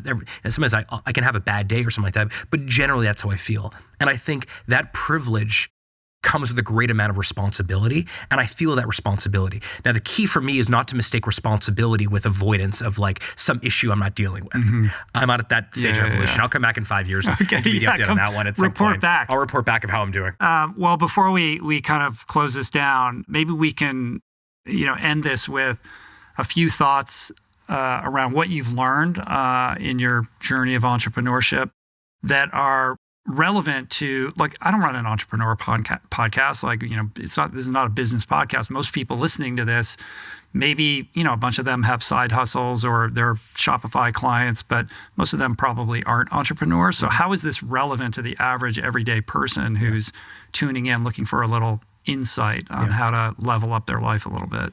We talked a little bit about this idea of like, the thing you already do is like that you do personally could be the thing you also do professionally. And so I think we've covered that, this idea that like, if you make the greatest minestrone soup for your family, like imagine you started a minestrone soup company. The example I'm going to give you though is fascinating. So I mentioned this sort of tea company. So my best friend, David, who's like the king of tea, not just in North America, like on a global scale, he's built the largest tea company of the last couple of decades. He left David's Tea after the IPO. So in 2016, he left, a year after the IPO. And as he was thinking about what he wanted to do next, remember, this is like the tea guy. He constantly was bringing me tea. He constantly was talking about tea, but he himself didn't actually realize that like his next thing should also be tea related. The reason I bring up this particular story about David is because if the king of tea, like his name on Instagram is literally Tea Maverick, that's all he talks about. If he himself is somewhat blind to the thing that's in front of him, that I had to give him a kick in the butt to say, dude, you got to start another tea company. This is like your thing. It tells me that so many people have something in front of them that they simply are not acknowledging that could be their thing. And so the first thing I'll say to you is for those listening that want to start a business, likely the business that you're going to start that you will be most successful at is right in front of you. And It may be literally staring you in the face right now, on your desk, on your walk right now. So one, like look around, figure out what that is. The second thing is this imposter syndrome of entrepreneurship. It's only in your own head. Almost every merchant on Shopify that has started on the platform at their mom's kitchen table that has made $1 billion still says that they're still trying to figure it out. That there is this assumption or presumption, I should say, that at a certain level of success, you have it figured out. One of the greatest aha moments I've had through these interviews, through Big Shot, that has been so comforting to me is even the most successful entrepreneurs on the planet that I've met are still trying to figure it out. They still don't know exactly what they're doing, but they've gotten better at being okay with that. That true confidence isn't actually knowing what to do. It's knowing that whatever comes your way, you'll be able to figure it out. The second thing. The third thing is back to the cost of failure. Like, it is scary to start a business. It is very scary to put yourself out there. It is very scary to fail. The cool part is the safety net right now for most people listening most of the time, especially in this part of the world, is you start something that doesn't work, and so you pivot and try something different. And a lot of the companies that you admire, it didn't just start with Shopify. It was first a snowboard shop. And it didn't start with Slack. It was a gaming company. And it didn't start with Supreme started as like a single deck, like a skateboard deck. And I think that there is this thing we do to ourselves that, and I'm still doing it at this stage, but I can, do as I say, not as I do. You just get over that and try and put it out there and see what happens. And then in terms of your concern about how do I compete with those incumbents that are out there, those incumbents cannot do what you can do. Those incumbents cannot write personal letters to the first 10 customers because they have to do everything that scales. And they can't learn the birthdays of the people that are buying from them so they can send a little email and say, I think it's your birthday today. Happy birthday. If you were thinking of starting a business, those are the things that I would think about today. And I'd love to help in any way I can. I pray at the altar of entrepreneurship. Shopify prays the altar of entrepreneurship. And we want more of those to exist in the world. Yeah. That was awesome, man. Thank you. Thank you. I really appreciate you coming here to share today. Thanks for having me on. It's a great honor. I love the mission that you're on. The democratization of all of this, like making these tools accessible for just everyday average folks to, create something unique and special. Like, I think it's awesome, man. Yeah. And despite you not thinking you're an entrepreneur, you're an incredible entrepreneur. And this is really fun. Yeah. Thanks, man. We did it. How do you feel? You feel good? It's great. Yeah. I can do this all day. Cool. Keep going. Well, come on back. We'll do it I'd love to. Yeah. Cheers. With less anxiety. Yeah. Good.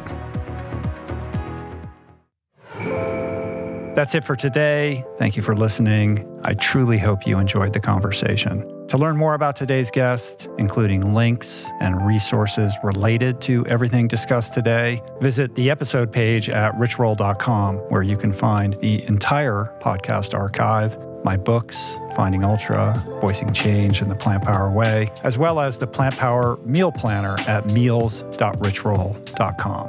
If you'd like to support the podcast, the easiest and most impactful thing you can do is to subscribe to the show on Apple Podcasts, on Spotify, and on YouTube, and leave a review and or comment. This show just wouldn't be possible without the help of our amazing sponsors who keep this podcast running wild and free. To check out all their amazing offers, head to richroll.com/sponsors. And sharing the show or your favorite episode with friends or on social media is, of course, awesome and very helpful. And finally, for podcast updates, special offers on books, the meal planner, and other subjects, please subscribe to our newsletter, which you can find on the footer of any page at richroll.com. Today's show was produced and engineered by Jason Camiolo. The video edition of the podcast was created by Blake Curtis with assistance by our creative director, Dan Drake. Portraits by Davey Greenberg, graphic and social media assets courtesy of Daniel Solis. And thank you, Georgia Whaley, for copywriting and website management. And of course, our theme music was created by Tyler Pyatt, Trapper Pyatt, and Harry Mathis. Appreciate the love the support. See you back here soon. Peace. Plants. Namaste.